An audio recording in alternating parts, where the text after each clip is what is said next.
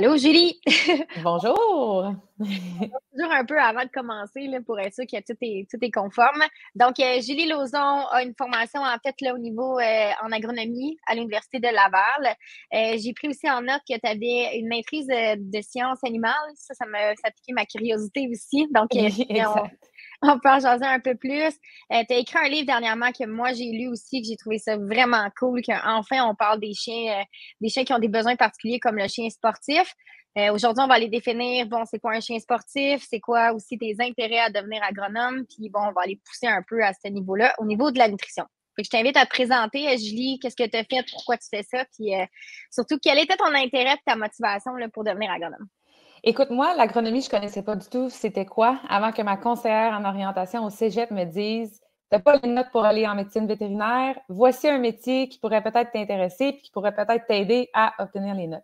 Fait que moi, quand je suis rentrée en première année en agronomie, ça m'intéressait vraiment pas de travailler là-dedans. J'étais en mode, moi, je vais être vétérinaire. Puis c'est vraiment à force de faire des cours, de faire des stages, que là, l'agroalimentaire en général a vraiment piqué ma curiosité, que je me suis dit, OK, c'est vraiment complexe et l'agronome touche à tellement de choses, c'est tellement vaste. Puis dans le fond, je pense que ça m'intéresse plus que la médecine vétérinaire, qui reste un métier vraiment extraordinaire, je trouve. Mais on dirait que ça me donnait plus de flexibilité. Puis la personne curieuse, toujours avide d'apprendre en moi, était vraiment comme oh mon Dieu, j'ai beaucoup trop d'opportunités. Mais j'aimais même pas la nutrition. Mon prof de nutrition en première année, ça n'a pas marché. Je trouvais ça trop compliqué. Je trouvais pas ça intéressant.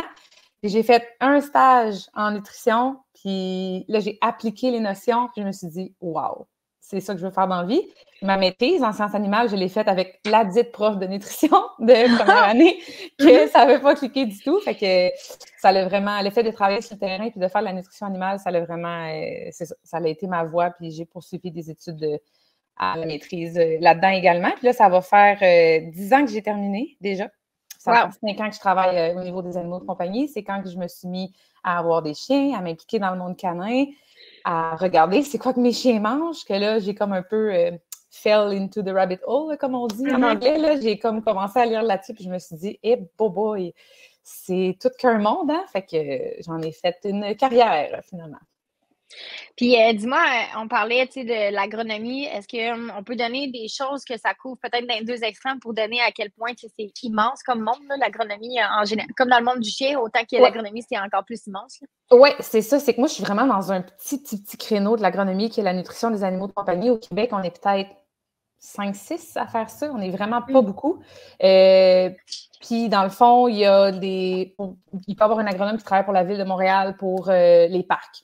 Mais être sûr que les parcs sont en santé, la gestion des arbres, la gestion de tout ça. Il y a des agronomes qui travaillent au niveau de la transformation alimentaire, sont dans des usines de transformation, la fabrication du pain, ces choses-là. Il y a des agronomes qui vont travailler avec les animaux de ferme, exemple les vaches, les cochons au niveau de la nutrition, de la gestion de troupeaux. Il y a des agronomes de champs, donc les cultures, tout ça. Fait que c'est vraiment d'un bout à l'autre de l'agroalimentaire, la génétique. Il y a des agronomes qui se sont spécialisés en génétique aussi. Fait que c'est un bac de 4 ans, mais il y a 4 profils dans le bac. Donc, il y a comme 4 bacs différents dans le même bac que tu peux faire. Puis après ça, tu peux aller chercher une formation supplémentaire avec une maîtrise, doctorat et compagnie. Fait que c'est vraiment, vraiment large. C'est vraiment intéressant. Wow, vraiment.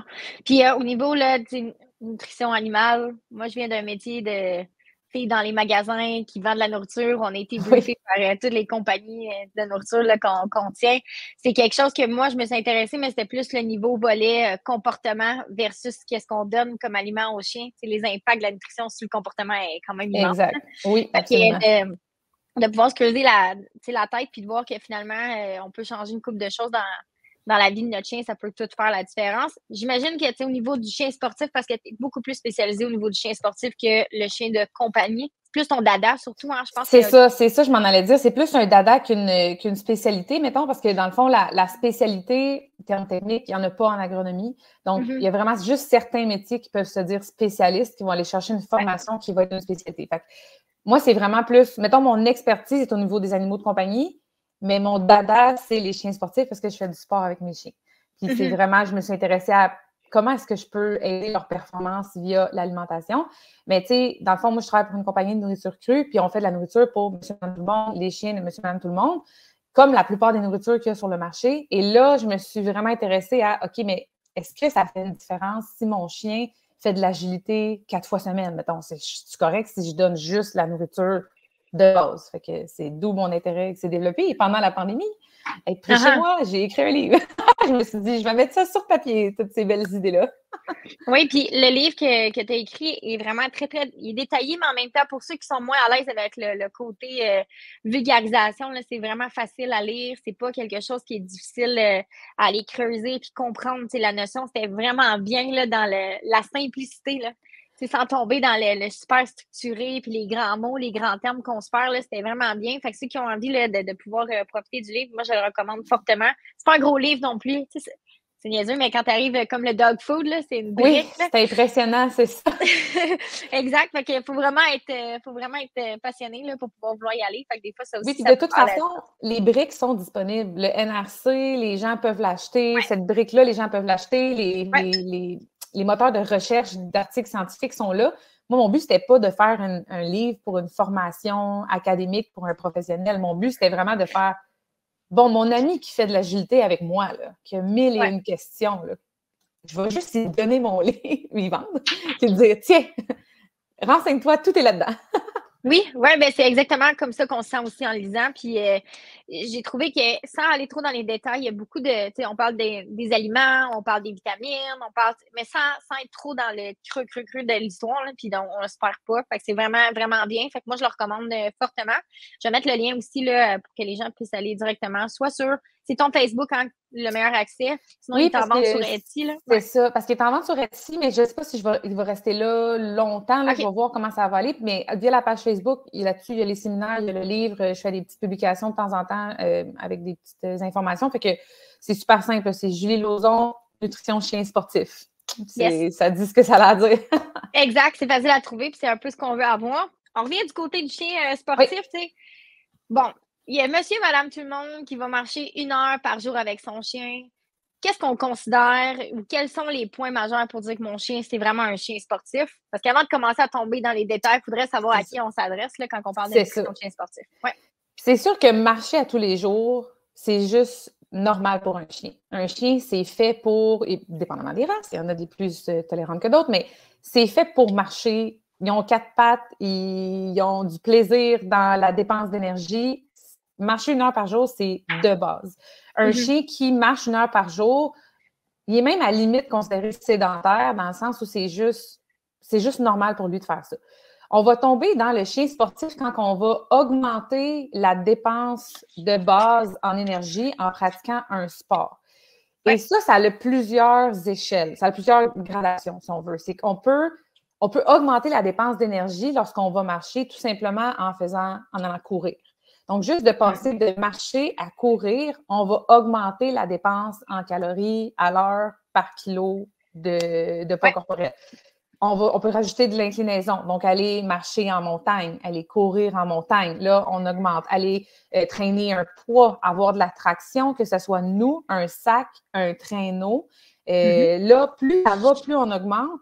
Puis plus on va aller jouer au niveau de l'intensité et de la distance parcourue plus que la durée. Ce que je veux dire par là, c'est que aller marcher une demi-heure puis aller courir une demi-heure, tu n'as pas fait la même distance. Fait que c'est une belle manière de le comprendre, de le voir, de dire, OK, bien, plus je vais monter en intensité, plus je vais aller vite, plus je vais avoir une distance parcourue, donc plus je vais avoir de l'énergie de dépenser.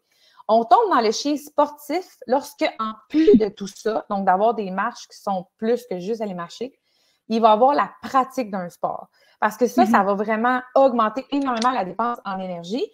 Vite, là, si je peux juste te lancer des petits chiffres comme ça, là.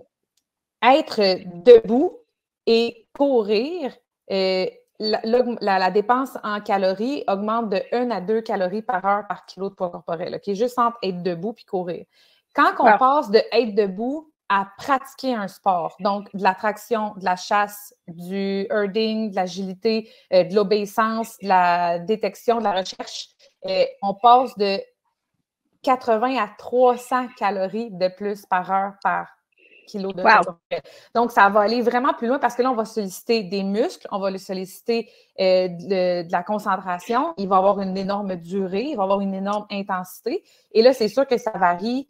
Il y a des sports qui demandent beaucoup plus que d'autres. L'intensité varie aussi, mais c'est vraiment ça qui fait une différence. Et là, tu peux le faire 1 fois semaine, 2 fois semaine, 3 fois semaine. On monte dans l'échelle de dépenses d'énergie. Exact. Donc, finalement, quelqu'un qui va aller faire un sport, qui en a, on parle pas de quelqu'un qui fait ça une fois de temps en temps en initiation à de l'agilité, en plus de sa marche. Là. On parle de quelqu'un qui commence à prendre ça au sérieux, qui fait du sport. Nous, on fait de l'IGP chez nous, on fait protection, donc la dépense énergétique, elle est vraiment haute là, dans la protection. Donc, à ce moment-là, tout dépendamment le degré ou la quantité qu'on va faire dans la semaine, ben, il va falloir adapter la nutrition. Est-ce qu'il y a un signe? T'sais, on dit toujours si le chien commence à perdre du poids, perdre de focus, des choses comme ça, ça commence à être des signes que la nutrition n'est peut-être pas adaptée. Là. C'est ça, puis moi, on dirait que je suis vraiment, c'est peut-être mon défaut d'agronome, mais je suis vraiment dans la prévention plus que dans, mettons, constater. Mais je dirais, si, mettons, un sport fait partie de votre routine hebdomadaire, comme dans votre semaine, vous avez des journées prévues pour plus que de la marche, peut-être que vous êtes un fan de cani randonnée, vous, la fin de semaine, là, vous êtes dans le bois, vous êtes dans les montagnes tout le temps, ça compte. Fait que dès que ça commence à embarquer dans la routine, bien là, tout de suite, je jetterai un œil à l'alimentation. Et là, oui, si on remarque que le chien est plus capable de garder une bonne condition de chair, donc quand on le flatte, on fait « Mon Dieu, je sens bien plus ses côtes qu'avant, je comprends pas. » Là, c'est sûr que là, il est même pas limite trop tard, là, mais il faut allumer parce qu'on ne veut pas tomber dans le risque de blessure quand le chien il se met à perdre la masse musculaire et tout ça. Fait que, moi, je dirais, dès que ça fait partie de la routine hebdomadaire, tout de suite, ça vaut la peine de commencer à regarder ça. Donc, quelqu'un qui fait des sports, par exemple, je vais donner l'exemple du dog diving. Je ne sais pas si le dog diving est considéré comme un sport à haute intensité dans un sens. Dépendamment le niveau d'énergie que le chien dépense juste sur le quai aussi, là, en bas de partir. C'est ça. Mais nager, c'est extrêmement épuisant. Fait que, si le chien saute à l'autre bout de la piscine 10 fois pour ramener le jouet, ça se compare à bien d'autres dépenses d'énergie dans des sports. Là. Exact. Fait que dans le sens où si, par exemple, on dit OK, à partir de l'été, on commence à faire un sport, mais on peut commencer à prévenir, en fait, avant de commencer à faire le sport, préparer son chien, j'imagine, aussi à des niveaux comme ça. Mais pourquoi que je dis d'avoir des signaux, c'est que des fois, dans certains cas, il y a des gens qui vont pas y penser, sont stressés par le training, ça demande beaucoup d'énergie parce que là, on se dit OK, il faut que je planifie mes choses, OK, je vais faire ça comme ça. Et des fois, ça vient mêlant. Fait que des fois, on arrive puis c'est ça qui se passe. Là. Le chien, il n'est pas dans sa shape qu'il devrait être. Fait qu'au moins, d'être capable de voir tout de suite les trucs aller, des fois, c'est plus facile. Puis, bon, tu sais, là, on parle de sport, niveau d'énergie. On parle aussi, tu sais, au niveau, cani randonnée, donc une randonnée à toutes les semaines par rapport à aller faire de la montagne, des choses comme ça. T'as-tu comme une règle non écrite qui dit un peu comment doser cette nourriture-là, quoi donner, tu sais, où s'en aller, là? Qu'est-ce qu'on fait avec un chien qui fait du IGP versus un chien qui va faire du dog diving, par exemple? Est-ce que tu as des lignes de conduite, là, un peu des nutriments, où est-ce qu'on devrait s'en aller? C'est sûr qu'on peut être vraiment, on peut pousser beaucoup la chose, comme on peut garder ça en simplicité. Donc, ça dépend aussi si, mettons, le dog diving, la saison de dog diving, c'est l'été, ça se peut qu'on n'ait pas la même nutrition l'été puis l'hiver, parce que l'hiver, c'est la saison morte. Même chose avec les sports de traction hivernaux, bien, souvent l'été, les chiens, ils vont avoir un entraînement quand même, et ça va être beaucoup moins intensif. Fait qu'on peut jouer entre des nourritures adaptées aux chiens adultes, puis adapter cette nourriture-là aux chiens sportifs. Est-ce que j'en emmener plus tard? Parce que les nourritures, chiens, sportifs, performance et compagnie, c'est pas une appellation qui est contrôlée. Fait que, je vais parler un peu de c'est quoi qu'on recherche en termes de nutrition pour le chien sportif, mais on peut pas se fier à une nourriture qui dit c'est une nourriture de performance. Parce que, contrairement, mettons, à nourriture chiot versus adulte, ça, c'est une appellation contrôlée. Il ne faut pas n'importe quoi dans la nourriture qui est chiot. Mais la nourriture performance, souvent, il va avoir un peu plus d'énergie, mettons, mais ça peut être vraiment surprenant. Il n'y a pas personne qui check ça. Là. Fait que c'est pour ça que... C'est un peu comme le holistique et le naturel. C'est une appellation qui n'est pas contrôlée. Ah, mais là, moi, j'ai une question, juste parce qu'on vient d'en parler. Quelle est la différence entre une nourriture chiot et une nourriture adulte?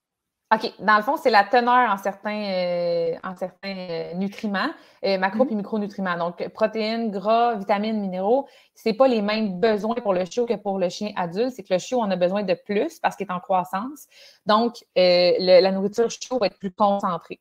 Moi, ce que j'aime à dire, mais que plein du monde ne sera pas d'accord avec moi, c'est bien correct, c'est que la nourriture adulte est juste moins nutritive. Dans le fond, c'est que le chien adulte, surtout le chien sédentaire qu'on connaît aujourd'hui, il va engraisser facilement sur une nourriture chaude parce qu'il ne va même pas marcher 1 heure par jour. Tu sais. Donc, la nourriture pour adultes est un peu moins nutritive. Elle va être un petit peu plus faible en gras, en protéines. Les ratios comme calcium, phosphore peuvent être un peu moins respectés parce que c'est moins grave et le chien n'est pas en croissance, donc c'est pas la fin du monde.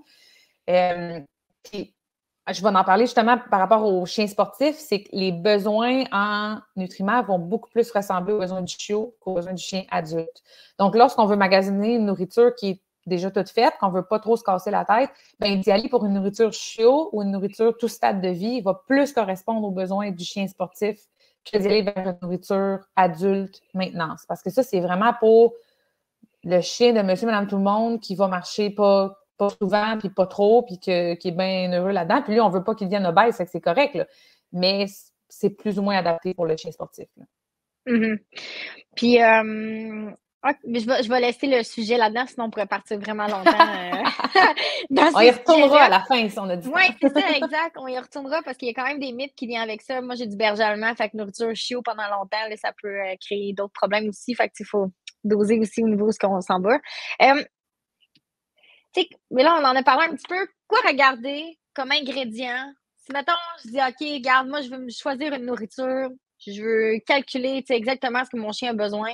Comment choisir la bonne nourriture côté ingrédients? Qu'est-ce qui serait adéquat? Là? C'est sûr que c'est ça. C'est une question qu'on peut parler pendant des heures et des heures. C'est sûr qu'en se concentrant juste sur les macronutriments, donc protéines, gras, glucides, le chien sportif va avoir un plus grand besoin en énergie et un plus grand besoin en acides aminés essentiels pour le fonctionnement de ses muscles, pour le fonctionnement de sa concentration, pour son métabolisme en général. Donc, la priorité, c'est une protéine de qualité. Parce que la protéine, il y a juste de la protéine qui peut faire de la protéine. Ça a l'air bizarre dit de même, mais c'est que des glucides, ça peut faire du gras, ça peut faire de l'énergie. Mais du gras et du glucide, ça ne peut pas faire des acides aminés. Donc, des acides aminés peuvent faire du gras, mais pas l'inverse. Donc, c'est important, c'est le critère numéro 1, il faut que ça soit des acides aminés de qualité. Puis je dis acides aminés parce que protéines, ça ne veut pas dire grand-chose. Surtout la protéine brute qu'on voit sur le sac de nourriture, ça, ils n'analysent même pas la teneur en protéines, ils analysent la teneur en azote. Parce que chaque acide aminé va avoir une molécule d'azote. Donc, en mesurant l'azote, tu as une bonne estimation de la teneur en protéines. Mais ça ne mesure pas la qualité de la protéine, ça ne distingue pas acide aminé essentiel versus non essentiel. Puis ça ne distingue pas non plus si la protéine a été maganée au niveau de la cuisson, de la transformation et tout ça. L'azote va rester de l'azote.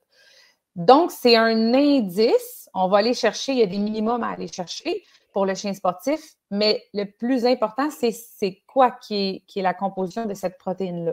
Donc, il faut faire attention, comme je le disais, à la cuisson. Fait que lorsqu'on donne la nourriture crue, c'est pas un problème, mais quand on donne la nourriture en canne ou croquette, c'est important de contacter la compagnie et de demander c'est quoi le processus de cuisson.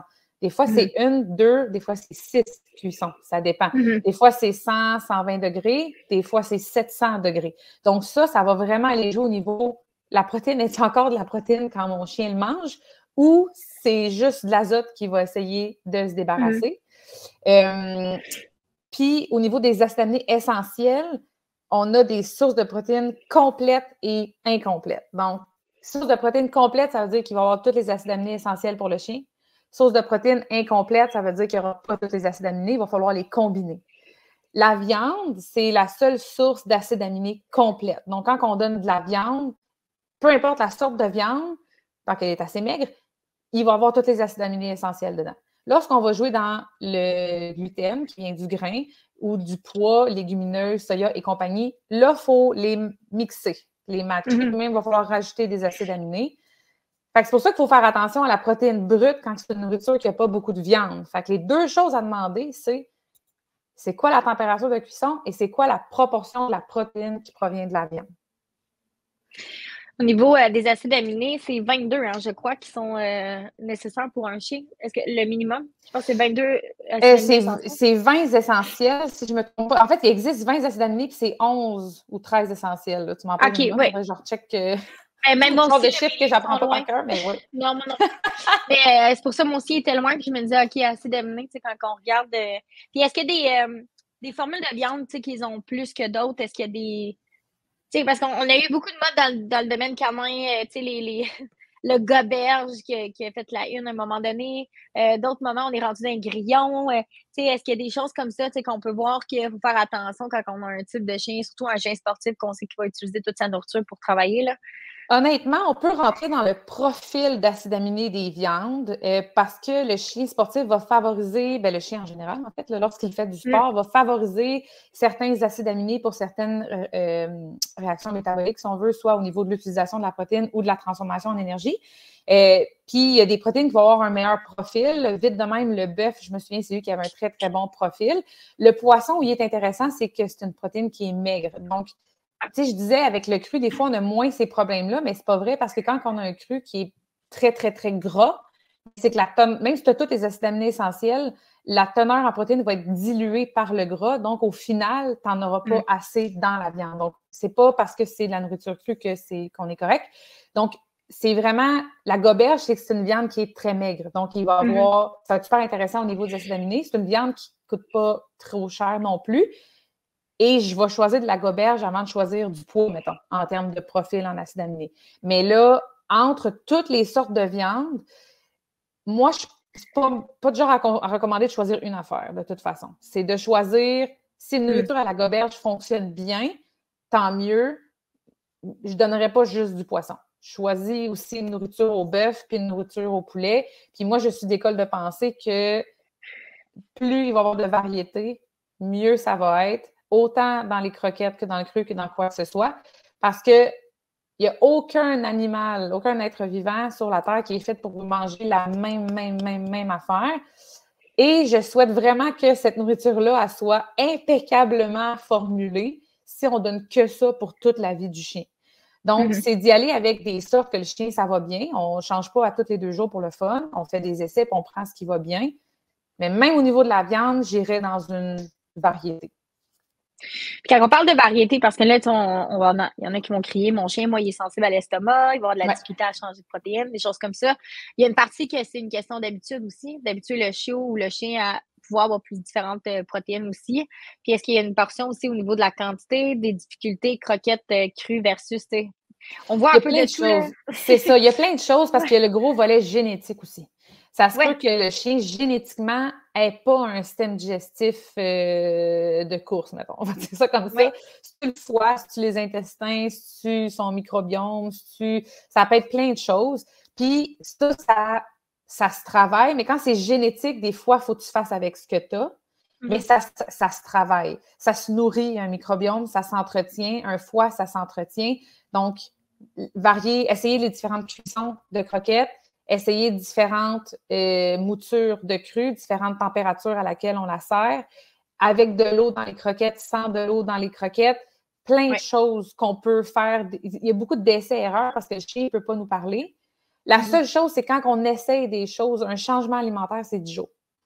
On ne peut pas espérer avoir un résultat concluant en dedans de ça, à moins que ça soit, on s'entend, diarrhée sanglante sur tous les murs, on ne t'offre pas 10 jours. Là. Mais outre ces cas extrêmes-là, il faut laisser le temps au chien s'adapter. Probiotiques, prébiotiques, toutes des choses qu'on peut intégrer. Là, on parle chien en général, en plus important pour le chien sportif. Tout ce qu'on dit pour le chien sportif s'applique au chien normal, entre guillemets, le chien sédentaire, outre le besoin en calories. Parce que c'est une santé, la santé globale vient d'une bonne alimentation. Tellement intéressant, là, je t'avoue que je pourrais sûrement finir ça jusqu'à midi. Merci. Tant mieux. On parle de pro et prébiotiques, là. Est-ce que tu as une compagnie, ben pas une compagnie, mais est-ce que tu as des préférés, par exemple, des choses que tu aimes donner en poudre, pas en poudre? Il va-tu faire un format plus naturel, yogourt, choses comme ça? Qu'est-ce que. C'est sûr que moi, je suis très, très vendue nourriture fermentée. Là. C'est vraiment, ça commence ici en Amérique du Nord, c'est bien populaire en Europe. C'est que dans le fond, le fait de faire fermenter la nourriture, c'est que tu vas avoir à l'intérieur les prébiotiques, qui est la nourriture à bactéries. Tu vas avoir les probiotiques, qui sont les bactéries comme telles, mais tu vas aussi avoir, nouveau terme, les postbiotiques. Donc, c'est les déchets des bactéries, mais qui sont en fait pas des déchets pour nous. Donc, tout ce qui est enzymes que les bactéries ont utilisées pour se faire leur nourriture à eux. Mais les bactéries aussi sont super bonnes pour synthétiser des vitamines et minéraux également. Donc, c'est vraiment ce volet-là vient de plus en plus, puis ça, tu le retrouves principalement dans la nourriture qui est fermentée. Donc, kéfir, lait de chèvre fermenté. On va plus vers le lait de chèvre parce que la protéine de chèvre se digère plus facilement que la protéine de vache pour le chien. Pour nous aussi également, mais surtout pour le chien. Légumes fermentés. Même aux États-Unis, j'ai vu une compagnie qui font c'est du bouillon de poisson fermenté. Ça doit sentir horrible, mais c'est extraordinaire parce qu'il y a tous les acides gras aussi à l'intérieur. Fait que c'est vraiment comme un super cool supplément. Mais moi, j'en ai pas trouvé à date là, au Québec, là, mais dès qu'il va en avoir, je vais en acheter. Ouais, ça risquerait d'aller au Canada avant d'aller au Québec, là, mais oui, un peu comme tout ce qui est aux États-Unis, des fois, avoir accès au Québec, c'est bien compliqué, là. Oui, c'est ça. Surtout comme c'est de la nourriture qui n'est pas tout à fait cuite, là. Fait que... Mais sinon, dans le fond, dans les poudres, en fait, c'est d'y aller avec... Il faut regarder la quantité de probiotiques qu'il y a dedans. Je ne connais pas par cœur, là, selon les familles de probiotiques, il y a certaines quantités minimum à avoir pour que il y en ait suffisamment qui se rendent aux intestins, parce que le nerf de la guerre, c'est toujours que ça passe à travers le pH de l'estomac. Des prébiotiques, c'est que ça va aider justement à soutenir ces bactéries-là jusqu'à ce qu'elles se rendent au lieu où elles vont se développer. Fait que toujours si on y va en poudre, là, c'est qu'il faut qu'il y ait, je dirais, plusieurs sortes de probiotiques, la bonne quantité, les bonnes familles, et qu'il y ait un prébiotique d'intégrer. Fait que des prébiotiques, là, c'est de la fibre, c'est la fibre soluble. Fait que l'inuline, il y en a. Chicory root, ça en est un, je sais pas c'est quoi en français. Marshmallow root aussi. Il y en a vraiment plusieurs, là, mais souvent, ça va être écrit. Là, le marketing est bon pour ça. S'ils mettent des prébiotiques, ils vont les créer. Fait que c'est ça, je dirais, là, le plus intéressant. Aussi, ce que j'ai relu dernièrement, parce que je suis pas super calée en comme produits naturels, c'est mon dada, vraiment comme la technicalité de la nutrition, mais contrairement à ce qu'on se fait dire, c'est que les probiotiques, souvent, c'est intéressant de les donner à part d'un repas, parce que quand on le donne avec un repas, le système digestif est stimulé par l'arrivée des aliments. Donc, la sécrétion d'acide dans l'estomac, la sécrétion d'enzymes au duodénum, c'est stimulé par l'ingestion d'aliments. Donc, quand on a les prébiotiques, probiotiques là-dedans, ils seront plus maganés, mettons, parce que là, l'acide gastrique, les enzymes, ils les attendent avec la nourriture. Donc, de les donner avant un repas, quand le chien est un peu à jeun, si on veut, ou mettons 2 heures après un repas, de ce que j'ai lu dans ma formation dernièrement, c'est que c'est ça, c'est que il y avait moins de décès de bactéries en route. Mais c'est quand même important parce qu'il y a combien de gens qui vont mettre juste la poudre directement sur la nourriture, fait qu'on se retrouve à la mettre un peu pour rien. Ben, 100%, là, parce qu'on ne sait pas exactement c'est quoi mais tu mets les chances de ton bord. C'est ça. Tu mets les chances de ton bord en la donnant à part du repas. Là.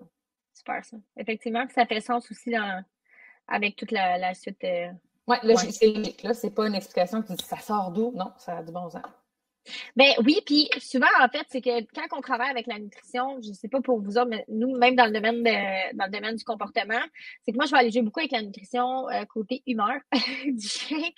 Fait que s'il y a de l'agressivité ou si le chien est saut d'humeur ou s'il y a des problèmes XLWET, exemple typique qu'on a, c'est que le chien est sur une nourriture qui est super très haute en calories, mais que le chien dépense aucune énergie, la frustration qui est créée par rapport à tout ça. Fait que le fait de pouvoir juste changer, tu sais, c'est des habitudes qu'on a avec nos chiens qui changent facilement puis qui font toute la différence. Fait que pourquoi pas, tu sais, aller dans le bon sens. Absolument. Puis on va en parler de ça parce que c'est important, je trouve, c'est les glucides. Les glucides, c'est vraiment quelque chose qu'on parle beaucoup, beaucoup en alimentation humaine, comment est-ce que c'est donc important de faire attention à notre consommation de glucides. Mais dans le chien, on n'en parle pas tant. Puis, moi, au niveau du cru, ça n'a jamais été comme un big deal parce qu'on n'en a pas besoin. En fait, quand on regarde les guides nutritionnels, autant l'AFCO que le NRC, pour les chiens, il n'y a pas de besoin minimum en glucides. Ils ne sont pas capables de créer une carence en glucides, c'est le chien. Le chien, pour vivre, n'a pas besoin d'apport en glucides. Parce que de par sa nature, il est capable de créer son propre glucose et son propre glycogène à partir de la protéine. Donc, il n'en a pas besoin. Est-ce que ça peut être bénéfique dans certaines occasions? Absolument. Puis ça, j'en parle en long et en large dans mon livre. Mais c'est pas un ingrédient essentiel. Puis dans le cru, on en a à peine lorsqu'il va avoir un peu de fruits et légumes de mélanger à tout ça. Mais dans les croquettes, on n'a pas le choix pour la structure de la croquette. Donc, pour avoir quelque chose de croustillant et qui se tient, ça en prend une quantité minimale. Puis comme je disais, c'est pas la fin du monde quand il y en a une petite quantité. C'est juste que des fois, ça va très, très loin. Puis tu me parles de comportement, la fermentabilité, c'est ça le mot, je l'ai juste en anglais, mais ça joue un énorme rôle parce que trop de glucides qui ont une haute teneur, un autre indice de fermentation, exemple le blé ou l'orge, qui ont un haut indice de fermentation, ça va créer des ballonnements, ça va créer une surpopulation de bactéries au mauvais endroit dans les intestins. Puis c'est ça aussi qui peut créer des problèmes de reflux, de bloating, puis de revirement d'estomac. Tout ce gaz-là qui s'accumule de plus en plus haut, puis qui ne permet pas d'être évacué au niveau des selles, puis des pets, etc. Il faut que ça aille par en haut, puis c'est ça que ça fait, ou ça respire. Puis ça joue tellement au niveau du comportement parce que faire du sport avec des crampes, là, personne n'aime ça. Non. Et le chien non plus. Il ne peut pas nous le dire que c'est ça qui le fatigue, tu sais. Exact. Puis au niveau du comportement aussi, c'est la montagne russe de la glycémie, que j'aime appeler. C'est quand tu viens de manger, là, tu as arrêté au dépanneur en mettant du gaz, puis là, tu as vu le petit sac de bonbons, tu t'es dit, ah ouais, ça je me gâte. C'est ça. Et ça crée un pic de glucose sanguin lorsque tu l'absorbes. Le foie va dire au pancréas, s'il vous plaît, peux-tu gérer ça? Le pancréas va faire de l'insuline, on va stocker le glucose. Plus le pic de glucose sanguin est grand, plus la réponse va être grande. Et là, il peut s'ensuivre un trop gros stockage du glucose. Donc là, on va avoir on passe d'hyperglycémie à hypoglycémie. C'est pour ça que quand on a une rage de sucre, une rage de bonbons, on ne file pas tout le temps bien tout de suite après. C'est comme ces montagnes russes-là.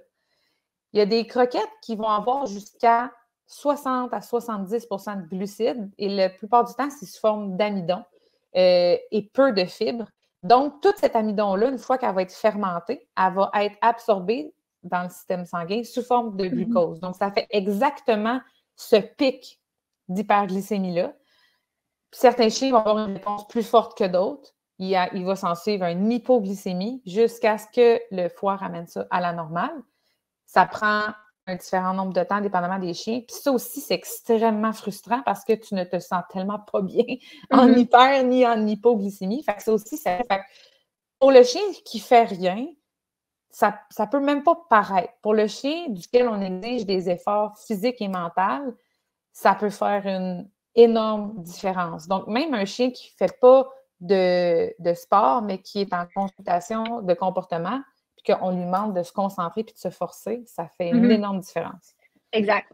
Puis, il y a le niveau aussi de focus qu'on va exiger, par exemple, dans un cours de groupe, que le chien, n'a jamais fait de focus. Puis après ça, il arrive dans une situation comme ça, effectivement, ça devient vraiment compliqué d'être en mesure de pouvoir le travailler. Avec des crampes puis des chaleurs, puis après ça, tu vois des points noirs parce que, tu sais, c'est pas... Non. Même pour nous, ça, on s'exige pas ça de nous. C'est triste d'exiger ça de nos chiens. Mais souvent, en fait, c'est qu'on ne le sait pas. Fait que, tu sais, on n'a aucune idée de ce qui se passe toujours dans la tête du chien, puis même dans le corps du chien. Fait qu'on est toujours en train de faire des essais et des erreurs, puis c'est les résultats du comportement qui font la différence. Moi, je vais jouer beaucoup au niveau de la nutrition, surtout pour de la destruction des objets dans la maison, destruction des... Tu sais, puis avaler, là, le pica, là, qu'on voit tout le temps. Puis beaucoup dans l'agression, quand le chien est beaucoup dans les sauts d'humeur up and down, qu'on ne sait pas trop d'où ça vient. Puis il n'y a pas d'élément déclencheur. Fait que c'est vraiment une agressivité. Là, on va aller jouer un petit peu à ce niveau-là, mais souvent, c'est comme too much nourriture ou bien X alouette. Là. Des fois, c'est juste changer de compagnie. Ça fait toute la différence. Là. Mais c'est que des fois, ça peut être juste dans telle compagnie, il y a tel agent de conservation, il y a telle vitamine minéraux ajoutés, puis quand c'est absorbé dans le système sanguin, c'est vu comme une toxine ou par le temps que le foie le détecte puis fasse « Oh, on sort ça de là, ça peut se rendre au cerveau, ça peut faire une toxine. » C'est pour ça que des fois, oui, juste changer de compagnie, ça peut faire une différence. Là. C'est sûr, encore une fois, ça, je le vois moins dans le cru parce que il n'y en a pas tellement d'agents de conservation. Tu sais, il n'y en a pas.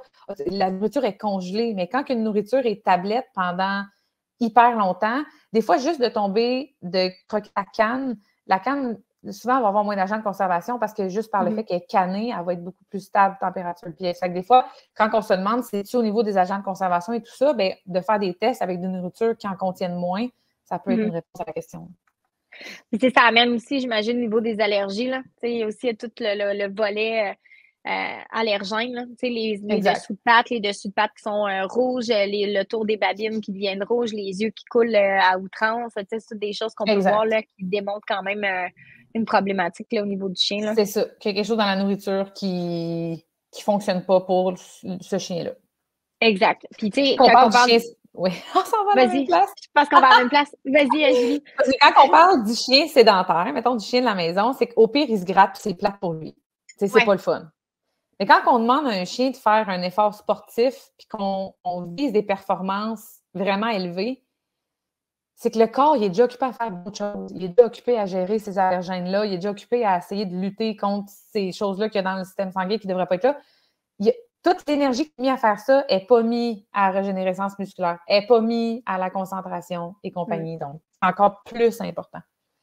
Mais la meilleure image, c'est si nous, on arriverait pour aller faire quelque chose puis qu'on serait juste au prix avec une problématique, un rhume ou quelque chose. La seule chose que tu as ta concentration, c'est juste le nez qui coule. Le nez qui coule. Attends, j'ai mangé sur un mouchoir. Puis pour en revenir aux nutriments, c'est sûr qu'il y a des choses qu'on peut regarder sur des sacs de croquettes qui ont toutes des analyses garanties. La protéine brute, ça ne dit pas grand-chose, mais une fois que tu as, mettons, vérifié que ça venait de la viande, la cuisson, tout ça, il y a des targets qu'on peut avoir, il y a des points qu'on peut aller chercher. Mettons, on veut que X quantité de l'énergie provienne du gras, X quantité de l'énergie provienne de la protéine. J'en reviens au glucide parce que le glucide, c'est le seul qui est comme un maximum. C'est que dans le peu d'études qui a été faites chez les chiens sportifs, parce qu'il n'y en a vraiment pas beaucoup, il y a une baisse de la capacité de transport d'oxygène quand on dépasse 38 de glucides. Fait que ça aussi, ça va jouer lorsqu'on va faire des sports d'endurance, du sprint et tout ça. Puis, il faut vraiment aussi garder en tête que le chien, c'est pas un humain. Nos types de muscles, puis la manière dont on utilise l'énergie, c'est pas la même chose que le chien. Le chien, c'est un animal d'endurance. Le chien est vraiment très différent du chat aussi par rapport à ça. Le chien n'a pas de muscles strictement anaérobiques. Il va avoir des muscles aérobiques ou des muscles qui font les deux. Et lorsqu'il fait un effort sportif, au bout de quelques secondes, 7 à 10 secondes, même s'il reste du glycogène disponible, le glycogène, c'est l'énergie, ça vient du glucose, c'est l'énergie favorite des muscles anaérobiques. Au bout de quelques secondes, même s'il en reste chez le chien, il va se mettre à utiliser des acides gras, donc ses réserves de gras. Chez l'humain, c'est pas ça. Chez l'humain, plus on peut favoriser notre réserve de glycogène, bien, plus on va avoir de l'endurance, plus on va pouvoir rester sur cette source anaérobique-là d'énergie. Mais le chien, c'est pas ça. Fait que ça rend, encore une fois, le glucose un peu inutile. Il faut qu'il y en ait un peu de réserve de glycogène. Il peut la faire à partir de la protéine, il peut la faire à partir du glucide de l'alimentation, mais c'est pas ça qu'il veut utiliser. Si tu lui donnes l'opportunité, il va aller chercher ses réserves de gras pour fonctionner. Donc, c'est vraiment... Souvent, il y a des nourritures chez les sportifs qui vont être faites un peu comme les nourritures pour humains. Mettons, c'est un peu les notions humaines. Donc, ça prend plus de glucides, ça prend de l'énergie qui provient des glucides, c'est bon pour mais même s'il y a accès à du glucose, c'est pas ça qu'il va vouloir utiliser, le chien. Donc, c'est vraiment important de comprendre cette différence-là. C'est un animal à part de l'humain, du chat, du cheval, de tous les autres animaux avec lesquels on peut faire du sport. Ben, peut-être pas avec les chats, mais tu comprends où je veux en venir. Oui, je comprends exactement. Puis ça l'amène aussi à un point, parce que, en fait, j'ai deux questions. La première, c'est quand on parle d'un muscle, c'est anaérobique. Anaérobique, ça veut dire qu'il n'utilise pas l'oxygène pour faire son énergie. OK, super. Puis ma deuxième question, c'est que quand on parle à ce moment-là du sang-grain, tu sais, la fameuse polémique qu'on a eue au niveau du sang-grain, ça fait sens à ce moment-là de se diriger plus dans la nourriture. Bien, encore là, faire attention parce qu'on peut aller chercher, en tout cas, des carbohydrates qui c'est ailleurs. Là, mais... C'est ça, c'est vraiment complexe, mais souvent, ce qui est intéressant avec les légumineuses, pois et compagnie, c'est que leur indice glycémique est plus faible parce qu'ils ont plus de fibres. Donc, ils vont amener moins de glucides total dans l'alimentation, mais où le danger, c'est qu'ils vont booster la protéine. Fait que quand tu mets du poids, c'est que oui, ta nourriture va être plus faible en glucides, puis elle va être plus riche en protéines brutes. Mais ton chien, il ne l'utilisera pas, cette protéine-là. Donc, il y a moins de glucides, OK, fair, c'est pas pire. Il y a plus de fibres, OK, le fibre aide à diminuer l'absorption du glucose, mais la protéine que tu apportes n'est pas utile. Alors que quand tu vas dans des nourritures avec du grain, c'est que là, le grain va amener un petit peu de protéines. Si c'est du grain entier aussi, c'est du gluten, il va en amener. Si c'est juste de l'amidon de maïs, mettons, ou amidon de blé, il n'amènera pas de protéines. Ça, c'est juste des glucides. Mais il n'amènera jamais autant que le poids. Donc, c'est obligé de compenser soit en mettant plus de viande ou en rajoutant des acides aminés dans la nourriture directement. Le débat grain sans grain vient du fait que le profil en acides aminés n'est pas le même. entre les grains et les légumineuses ou les oléagineux comme soya et compagnie. Ni un ni l'autre est complet. Ni un ni l'autre amène tout ce qu'il faut. C'est juste qu'ils n'ont pas le même profil. Puis à comparer les deux, le grain est meilleur. Ish. Pour certains acides aminés, mettons. On va dire ça. J'essaie de simplifier le plus possible. Là. Mais les deux sont limite complémentaires. Les deux limites fonctionnent bien ensemble. Là où il y a un danger, c'est lorsqu'on omet de la viande pour se fier qu'à ça pour la protéine. C'est là qu'on va créer des déficiences en protéines. Et là, on peut embarquer aussi dans tout le volet, qu'est-ce que ça l'amène d'autre, le grain puis les légumineuses. Parce que dans les légumineuses, il y a des éléments antinutritionnels qui sont techniquement détruits par la cuisson, mais pas tout le temps. Ouais. Et ça va nuire à l'absorption de certains acides aminés. Fait que, tu sais, c'est quand on va jouer avec d'autres choses que de la viande pour nos chiens, là, on se met à avoir plusieurs choses à penser, là, plusieurs aspects à garder en considération pour être sûr de ne pas créer un problème. C'est ce qui semble arriver un peu avec ce débat-là de grain sans grain, c'est que là, on est peut-être allé dans un extrême d'un côté. On a vraiment profité de certains aliments. Et là, ça a peut-être créé des problèmes. Puis encore là, il y a une question aussi génétique au travers de tout ça, là, selon la race du chien, selon... on fait une évaluation face à une situation, là, que ce soit on lève le flag, c'est une situation X-Alouette, il faut toujours évaluer la race parce que si c'est des connaissances, peut-être qu'elles ne sont pas vraies non plus, mais selon la race de chiens qu'on a, il y a des chiens génétiquement qui ont modifié leur façon d'absorber des nutriments parce que par la survie. Fait que c'est sûr qu'au fur et à mesure, si par exemple on a fait notre évaluation face à des huskies, ben, je te confirme que la nutrition ne sera vraiment pas la même que mon chihuahua dans la maison. Exactement. L'absorption n'est pas pantoute la même chose, fait qu'il faut le considérer aussi. Fait que sans tomber dans les extrêmes, là, c'est juste de pouvoir être en mesure de comprendre que tu as un chien, un individu devant toi avec une génétique que tu dois t'adapter, puis après ça, t'adapter à ce que tu as envie de faire avec lui aussi. C'est ça. Au travers pour ça que les nourritures complètes, c'est pas vrai ça.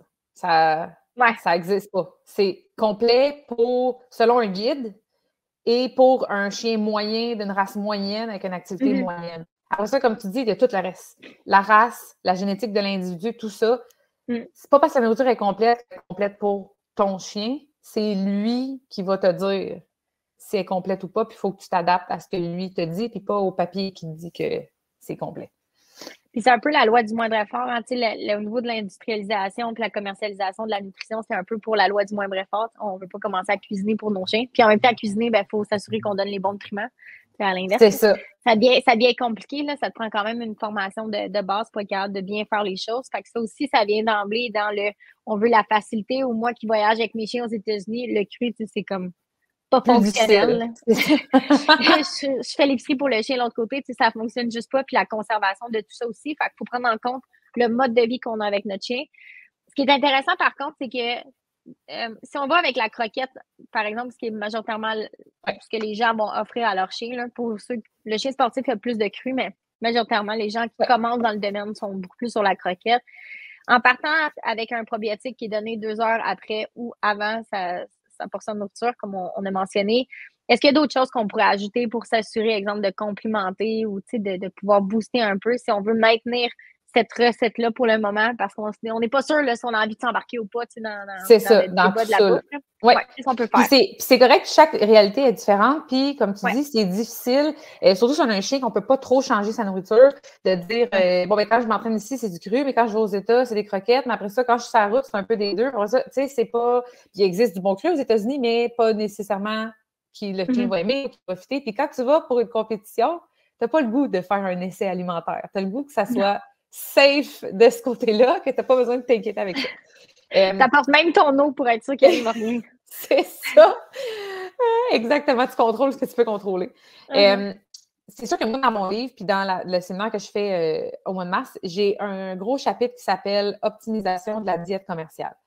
Parce que c'est super pratique, effectivement, des croquettes, puis ça a été fait pour ça. Mais il y a des choses que tu ne peux pas t'en sortir avec les croquettes. C'est sûr que la meilleure croquette va être cuite à haute température. Il va y avoir beaucoup de glucides dedans. Puis, il va y avoir des agents de conservation. Puis, parce que c'est ce qui fait qu'elle est pratique. C'est à cause de comment est-ce qu'elle est. Ceci étant dit, ça ne prend pas grand-chose pour optimiser une diète à base de croquettes. Il y a une chaire de recherche en Finlande, je ne peux pas la nommer parce que c'est en finlandais puis je ne sais pas partout comment le dire. Le Ça commence nommer. par H-E-I, c'est ce que je veux dire. Donc, je pense qu'ils ont fait un nom anglais, c'était Doug Risk, je pense qu'il l'appelait, avec un K, en tout cas, bizarre. Les autres, ils font beaucoup de recherches justement pour comparer la nourriture fraîche versus la nourriture transformée. Ils vont tester avec différentes maladies, mais aussi juste faire des mesures au niveau métabolique pour savoir est-ce que ça a un impact de mettre de la nourriture fraîche dans le bol de croquettes. La raison pour laquelle ils font ça, c'est que nous, c'est ça qu'on se fait dire. Nous, on se fait dire, mange peu transformé, mange peu de glucides, évite les agents de conservation. On se fait dire ça tout le temps. Mais c'est pas ça qu'on fait avec nos chiens. Mais eux, ça a un impact, mettons, s'ils mangent que ça tout le temps. Exact. Puis, ce qu'ils ont vu, c'est qu'en ajoutant juste 20 donc un cinquième, c'est pas beaucoup, de la diète de ton chien en termes d'aliments frais. Et là, ça peut être des bleuets, ça peut être des épinards. C'est pas obligé d'être de la viande. Il y a une diminution marquée de certains marqueurs métaboliques qui ont été voir, qui sont liés principalement à l'inflammation. Donc, des choses que tu mesures, on le fait avec nous, on le fait avec les chiens, avec les vaches, les chevaux, on peut mesurer l'inflammation dans le corps, s'il y a un foyer inflammatoire ou s'il y a de l'inflammation. Et à 20 il y a une diminution marquée. C'est là que plus tu augmentes, mieux c'est, mais il y a une diminution marquée. Donc, de rajouter un œuf, une poignée de bleuets, une petite sardine, ça fait une énorme différence pour le chien. Puis dans mon livre, j'ai aussi un gros chapitre sur le foie, puis l'importance du foie, puis comment est-ce qu'on néglige le foie. Et le nerf de la guerre, il est là. C'est que lui, il va aller chercher des choses dans ces aliments-là qui vont lui permettre de gérer ce qu'on aime moins dans les croquettes. C'est que ça va lui donner les outils, mais je dis ça très grossièrement, pour gérer les mauvais côtés des croquettes. Puis c'est aussi simple. L'œuf, tu peux le cuire si ça t'angoisse de le donner cru. Tu sais, c'est pas grave. Ça peut être, comme je disais, des bleuets. Ça peut être. Il y a des aliments mieux que d'autres. Il y en a qui vont faire genre des thés aux champignons, des trucs comme ça. C'est vraiment fancy, mais pas obligé d'aller. Mais il y a les extrêmes dans tout. Hein? Bref, juste faire ça, ça va faire une énorme différence. Pour ceux-là, qui ont envie de donner une petite dose de temps en temps à leur chien, la fameuse, nous, on l'entend tout le temps. Puis moi, je suis comme la pire exemple de tout ça. Là. Je suis un entraîneur de chien qui donne full bouffe de table. Je suis comme. Ben, c'est que la bouffe de table. C'est pas toxique, là. C'est ça, c'est pas mauvais. Par contre, mettons, moi, il y a quelqu'un qui n'arrête pas de sonner chez moi. Je suis occupée. Mettons, une toast, c'est des glucides. Fait que de mettre une toast sur des croquettes, ça apporte pas grand-chose. Est-ce que c'est grave de mettre une toast au beurre de pinot de temps en temps? Vraiment pas. Est-ce qu'à tous les matins, ton chien a une toast au beurre de pinot? Oui, ça, c'est d'autres choses. Là, c'est un autre. Ben, d'abord, on diminue sa quantité de croquettes, tu sais. Mais la bouffe de table, ça a souvent eu une mauvaise réputation au niveau comportemental, parce qu'après ça, ton chien, il vient te voir. Ouais.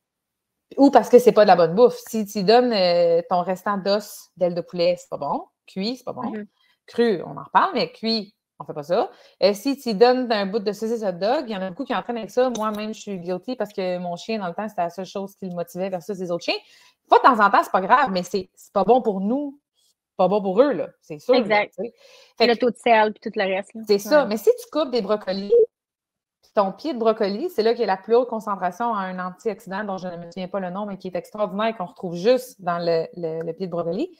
Donne-les à ton chien, c'est pas grave. Cru, ça se peut que ça ressorte identique, mais tu peux le faire cuire avec les tiens puis le rajouter dans son bol. Ça, c'est extraordinaire. Les antioxydants, j'ai un chapitre aussi là-dedans dans mon livre, c'est extraordinaire pour le chien sportif. Là. Donc, quand on cuisine, quand on se fait de la bouffe, c'est pas compliqué. Certains déchets, pour nous, peuvent être super intéressants pour les chiens. Les petites queues de champignons, même chose. Extraordinaire pour eux autres. Puis honnêtement, au niveau comportemental, c'est vraiment bien de pouvoir collaborer avec son chien puis de pouvoir donner un peu plus à ton chien qui est tout le temps un peu sous l'emprise de frustration parce qu'il n'obtient jamais rien. Fait que c'est toujours tout est à toi, puis rien est à lui, puis après ça, tu arrives pour jouer avec ta balle, puis lui aussi, tout est à lui. C'est ça, des fois d'aller, des fois partager. de collaborer, c'est ça, puis de partager certaines choses, ça fait vraiment renforcer ta relation avec ton chien. Fait que c'est que bénéfique de le faire, tout en étant conscient de faire attention à quel article est toxique pour ton chien, c'est toujours à prendre en compte. Mais il y a plein de choses comme ça qui sont banales, qui font toute la différence, puis de ne pas nécessairement donner au fur et à mesure qu'on fait à manger. Là. de prévoir un moment X. Tu le mets de côté, puis au moment du repas, tu le mets dans son bol, puis... C'est ça, exact. Puis lui, il est bien content, puis il y en a qui vont aimer plus des choses que d'autres, puis on va pouvoir varier au travers de tout ça, là. Yogourt nature aussi, c'est un excellent ajout. Œufs, bleuets, yogourt nature, sardines. Je te dirais, si j'avais un top 4 à faire, c'est ça. C'est pas mal mon top 4 à moi aussi que je donne. Parfait. Ça ressemble pas mal. Dans la simplicité, puis les œufs, moi, je les donne complets, là. Tu sais, avec l'œuf, tout le poton. Ce qu'il faut faire attention avec la coquille d'un œuf blanc, c'est qu'il a été blanchi. Donc, ça serait de le laver avant. Mais sinon, si tu vas dans les œufs bio, eux autres, ils n'ont pas, si je me souviens, j'essaie de me rappeler mes cours de bio, ils ne sont pas blanchis avec des javelisants. C'est juste lavé. Ça fait partie de comme leur norme, là. Fait que si tu veux donner la coquille, œuf bio, ça va. Œuf blanc, il faut faire attention parce qu'il peut avoir été javelisé, mettons. Blanchi, là, à ce moment-là. De toute façon, j'en ai un sur les 4 qui mangent la coquille. Les autres, mais si on enlève la coquille, on va être fancy. Il faut enlever la petite membrane dedans parce que ça, c'est du collagène extraordinaire. Donc, on enlève la membrane et on le met sur l'œuf. Mais, puis en plus, c'est le fun parce que c'est des articles de tous les jours. Tu sais, le but, c'est de simplifier. C'est pas obligé d'être compliqué de bien nourrir son chien. Tu n'as pas besoin d'être dans la complexité. Puis dans on est capable de nourrir les enfants puis de les amener à un âge adulte. Honnêtement, les chiens, on devrait être capable aussi avec certaines notions, comme tu disais tantôt. Bien, tout est dans l'éducation, que ce soit dans l'entraînement, que ce soit dans la nutrition. Puis moi, je trouve ça le fun que tu aies pris le temps aujourd'hui de justement pouvoir jaser. Puis ouvertement, là, sans avoir la peur. C'est moins pire maintenant, mais sans avoir la peur de dire quelque chose qu'il ne faut pas dire. C'est ce que je dis, c'est on peut le trouver sur papier dans le NRC. C'est inventé. C'est des notions auxquelles c'est public. Tout le monde a accès à tout ça. C'est des recherches publiques, sont publiées sur des moteurs de recherche. C'est juste de prendre le temps de le lire, puis moi, je peux le prendre le temps. Fait que, exact. Puis tu le partages après avec nous autres, puis ça, c'est encore mieux. Au niveau des chiens sportifs, on a parlé un petit peu tantôt, il y a tout le marketing qui vient avec tout ça. C'est nouveau, les sports n'ont jamais été aussi populaires que, mettons, les 5 dernières années, je dirais. Là. Avant, quand on faisait un sport avec un chien, tu étais un crinqué et un passionné. Maintenant, c'est un peu. On l'est encore, mais tout le monde est crinqué et passionné maintenant. On est plein ici. Exact, mais je trouve qu'il y a plus un engouement par rapport à faire un travail avec son chien ou vouloir faire une activité. Peut-être il y a plein d'effets psychologiques positifs de faire aussi ça avec son chien puis de pouvoir pousser la machine, ce qui est très bien pour notre chien aussi d'ailleurs. Qu'est-ce qu'on pourrait voir dans le marketing, mettons, des nourritures haute performance ou qu'on pourrait peut-être faire attention ou s'assurer de bien lire ou pour ne pas se faire avoir finalement? Là? C'est ça, parce que comme je disais tantôt, c'est pas régulé. Tu peux écrire performance, puis il n'y a pas. De toute façon, au Canada, il n'y a pas grande régulation, mais mettons que la compagnie suit les lignes directrices de l'AFCO, il n'y a pas vraiment de régulation par rapport à ça. L'AFCO va réguler, bon, mais si tu écris poulet sur ton sac, il faut qu'il y ait un petit peu de poulet. Ils ne disent pas comment, mais il faut qu'il y en ait un peu. Si tu écris. Maintenant, je pense que le terme naturel est régulé, là, je suis pas assez sûre, il faudrait que je regarde, mais avec leur mise à jour, ça s'en vient, mais. Je n'ai pas rien trouvé, en tout cas, par rapport à nourriture sportive, haute performance et compagnie. Lorsqu'on va regarder les nourritures disponibles, ça va varier énormément. Comme je disais tantôt, pour le chien sportif, le besoin en calcium, sodium, magnésium, phosphore, vitamine B est pas mal plus élevé, puis va ressembler un peu plus aux chiots en termes de niveau qu'ils ont besoin. Parce que par leur dépense énergétique, leur métabolisme a un plus haut besoin en ceux-là. Mais ça, c'est pas parce que la nourriture est écrite performance qu'il y en a plus. Là. Ils ne sont même pas obligés de l'écrire sur le label. Ils ne sont même pas obligés de fournir cette analyse-là. Donc, on ne peut pas se dire, parce que c'est performance, il y a ce niveau-là en vitamines et minéraux. On va se le souhaiter parce que c'est pas tout du monde mal intentionné. Vraiment pas. Là. Il y en a des fois, c'est peut-être juste sans connaître. Là. Exactement aussi. C'est vraiment juste de faire nos devoirs puis de les dire, bon, mais pourquoi est-ce que je paye plus cher pour une nourriture haute performance? Dans les analyses de nourriture que j'ai faites pour mon séminaire, il y en a une nourriture que, écoute, la quantité de glucides qu'il y a là-dedans, ça n'a aucun... J'en revenais pas, j'étais comme limite, sur le coup, je l'écris à la compagnie. Pourquoi? Je me suis dit, mal toutes les affaires. Mais, tu sais, quelqu'un qui donnerait ça à son chien tout le temps, c'est qu'il va vraiment avoir une baisse au niveau de la musculature, une augmentation au niveau de la réserve de gras, parce que des glucides, ça devient du gras. Là. Le corps ne stocke pas des glucides, un petit peu de glycogène, mais c'est tout. Là. Ça va être du gras. Là. Fait que Le chien va prendre du poids, il ne prendra pas de la masse musculaire, il va avoir autant, sinon plus, de montagnes russes glycémiques. C'est ça. Mais il va en avoir des très, très bas. Il y en a des nourritures sur le marché performance que tu vois réellement la différence. Tu vois que le pourcentage d'énergie qui provient du gras est adéquat. Le pourcentage de la protéine qui provient de la viande est adéquat. Glucides, on ne dépasse pas le 38 %, même il y en a à 25 %. Pour le niveau des croquettes, c'est intéressant. Au niveau du cru, comme je disais, c'est un peu plus facile. Il faut juste se méfier du gras, dans le fond. On ne veut pas, vite, là, on ne veut pas que le ratio protéines-gras, on veut que ce soit égal où il y a plus de protéines. Tu ne veux pas qu'il y ait plus de gras que de protéines parce que là, ça dilue tout le reste des nutriments. Le gras, c'est bien, ça l'aide à la digestibilité de la diète, c'est une belle source d'énergie pour le chien, mais comme tout, trop, c'est comme pas assez.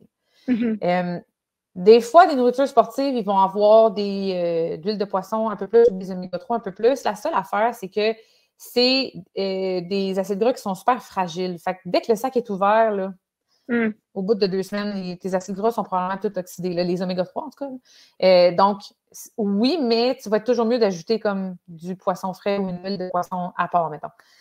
C'est tellement la même chose avec la croquette, by the way. Là, oui, non, on n'en parle pas souvent, là, mais le sac de croquettes qu'on ouvre la première fois versus 1 mois plus tard, on n'est vraiment pas dans la même valeur nutritive. Là. C'est ça. Puis juste où le sac est entreposé dans l'animalerie. C'est con, là, mais si vous rentrez dans une animalerie puis vous voyez des sacs entreposés au soleil, il n'y a plus de vitamine B dans d'une demi-heure. C'est sûr et certain. Fait que c'est des petits détails de comme c'est stable, là. C'est pas mal stable. C'est pas infaillible. Fait que c'est ça. C'est pour ça qu'après ça, de rajouter un petit peu d'œuf, là, on fait un petit boost de vitamine B. Ben, puis ça devient encore plus important que oui, on se facilite la vie d'un côté, mais d'un autre côté, sans compromettre non plus tout le côté. Parce que l'oxydation, ça l'amène aussi à un autre niveau. Là. Il y a d'autres problèmes qui viennent avec ça aussi. Là, exactement. Au niveau de la santé du chien qu'il faut quand même prendre en compte. Là. Absolument. C'est encore une fois, je ramène ça au foie. C'est le foie que ça va nuire. Puis le foie, c'est lui qui va tout gérer l'apport en énergie, la forme d'énergie aux muscles. Fait qu'il est vraiment le centre névralgique de la performance sportive. Donc, non, c'est ça, absolument. Donc, il faut quand même se méfier. C'est pas parce que c'est une nourriture de performance qu'elle est nécessairement meilleure qu'une nourriture adulte de maintenance. Il y en a qui vont exagérer énormément sur le taux de glucides puis ils vont dire, oui, gars, elle est full calorique, c'est bon, ouais, mais il n'y a pas juste les calories non plus. Il y en a qui sont très, très bonnes aussi. Puis, encore une fois, moi, la variété, j'y crois. Là. Si telle formulation, c'est la même formulation toute la vie, pour toute la vie du chien, il n'y a pas un nutritionniste pour humain qui va recommander ça à un athlète. Là. Donc, c'est vraiment, peut-être on sait que cette marque-là, ça va bien, on va peut-être jouer dans les différentes formulations de cette marque-là ou en choisir 2 que ça va bien, puis là, alterner, je pense que c'est vraiment le best. On va sauver bien des problèmes. Il y a un autre côté aussi qu'il ne faut pas oublier, c'est que le chien a une capacité d'adaptation vraiment énorme, comme l'humain d'ailleurs, j'imagine. Puis ce que ça fait, c'est que le corps doit s'adapter aussi à la nutrition comme ça. Fait que le fait d'alterner, veut pas, ça doit aussi garder le corps actif dans un sens, j'imagine, pour aller chercher les nutriments qui sont nécessaires et pas juste comme devenir un peu lâche. Là, C'est ça, devenir comme un robot dans la digestion de ça, parce que c'est surtout au niveau du microbiome que ça va jouer un petit peu partout. Là, c'est complexe, le système digestif, mais c'est que le microbiome, tu veux une énorme variété de populations de micro-organismes. Puis c'est ce qui va lui permettre d'être résistant à si tu lui donnes, ou bien si plutôt le chien mange quelque chose qu'il ne devrait pas manger, être capable de résister un peu à cette digestion-là ou être capable de comme, gérer un peu ça, c'est la première barrière pour toutes les infections aussi, le microbiome au niveau intestinal. Donc, puis ça, tu vas avoir une plus grande variété, puis un bon profil. Puis ça, il y a des études qui ont été faites là-dessus, par rapport cru croquette aussi également, puis par rapport à la variété. C'est en donnant de la variété, c'est en donnant des aliments frais à l'occasion le plus possible, c'est en évitant une surdose de choses que le chien ne digère pas bien. Si maintenant, à chaque fois que tu donnes cette gâterie-là, il s'ensuit une diarrhée, bien, une diarrhée, c'est un flush. C'est un flush de ces bactéries-là quand on recommence. Fait que, tu sais, c'est s'assurer d'une santé optimale du système digestif du chien. C'est ça aussi, c'est que ça va permettre à ces bactéries-là de grandir, puis de se développer, puis de faire vraiment comme un petit écosystème au niveau des intestins qui va aider énormément le chien. Quand on parle de microbiome, là, toute la flore intestinale, qu'est-ce qu'on veut dire par le microbiome en général? Dans nos intestins, tous les animaux, Puis les ruminants, c'est les kings du microbiome parce qu'ils ont un rumen qui est vraiment comme un écosystème, un animal, être vivant dans un autre être vivant. On va en rester avec nous puis le chien. On a tous un microbiome. Un microbiome, c'est le mot pour décrire la population de micro-organismes bénéfiques au niveau des intestins. Ils vont contribuer énormément au niveau de la digestion, au niveau justement du système immunitaire, au niveau de l'humeur, parce que, puis au niveau de la génétique, ça, quand on va lire un peu sur la nutrigénétique, c'est vraiment comme de la science-fiction, c'est quand le chien digère, les bactéries meurent et se renouvellent, et meurent et se renouvellent. Puis le chien va digérer les bactéries mortes, puis peut même absorber certains gènes bénéfiques des bactéries mortes pour aller jouer au niveau de son épigénétique à lui, qui est l'expression des gènes. Bref, c'est vraiment un monde de science-fiction, c'est vraiment super intéressant, mais ça a un rôle énorme. Fait qu'on s'en rend, quand on prend des probiotiques, c'est qu'on essaye d'amener des bactéries à cet endroit-là, des bactéries qu'on sait qui sont bonnes pour lui donner un coup de main, pour essayer que ça se repopule. Quand on pogne un virus, pas un virus, ça peut être un virus, c'est comme la gastro. Une bactérie, là. Ouais. Un virus, ça peut, tu sais, mettons la gastro, nous, c'est un virus qui va aller toute la merde là. Mais ils mettent un party. C'est ça. Un party pas pour nous, pour eux. Mais tu sais, mettons une mauvaise bactérie, mettons E. coli ou salmonelle ou quoi que ce soit, qui va aller là, c'est qu'elle va avoir une opportunité de se développer. S'il y a de place à se développer, si la population n'est pas assez grande, pas assez forte, il y a des gens qui sont plus sensibles, des chiens plus sensibles que d'autres à ces bactéries-là, elle va s'instaurer, elle va se développer et là, elle va rendre le milieu non propice aux bonnes bactéries. Les aliments qui devraient être bien digérés ne seront pas digérés. Puis là, elle va grossir jusqu'à ce qu'on soit avec des antibiotiques, on la tue, ou que le microbiome réussisse à reprendre le dessus. Mais quand on prend des probiotiques, c'est pour essayer de remplir ces trous-là. Essayer de, une fois que la salmonelle a tout fait un génocide à la grandeur de notre microbiome, c'est de réessayer de le repeupler. Les prébiotiques, c'est essayer de nourrir les bonnes bactéries, essayer qu'elles se développent. Qui restent vivantes, là. C'est ça, exactement. Puis ça peut être vraiment long. Ça peut aller loin aussi parce qu'une dysbiose, qu'on appelle, c'est un débalancement du microbiome. Puis ça aussi, si vous écrivez sur Google, dysbiose chien, c'est infini l'information qu'il y a là-dessus sur toutes les conséquences que ça peut avoir au niveau de la porosité de l'intestin, au niveau de l'inflammation, au niveau des maladies chroniques, au niveau des cancers. C'est vraiment... les recherches, il y en a de plus en plus. Moi, à l'université, on en parlait, pas beaucoup, il y a 10 ans. Et là, si je retournais faire mes cours de nutrition ou d'anatomie, je suis sûre que ça doit avoir une place énorme au niveau de l'enseignement maintenant, parce que ça va vite. Il y a un point important aussi à dire, c'est que lorsqu'on donne des antibiotiques, il y a beaucoup de chiens qui vont attraper un truc ici et là ou whatever, ils vont avoir.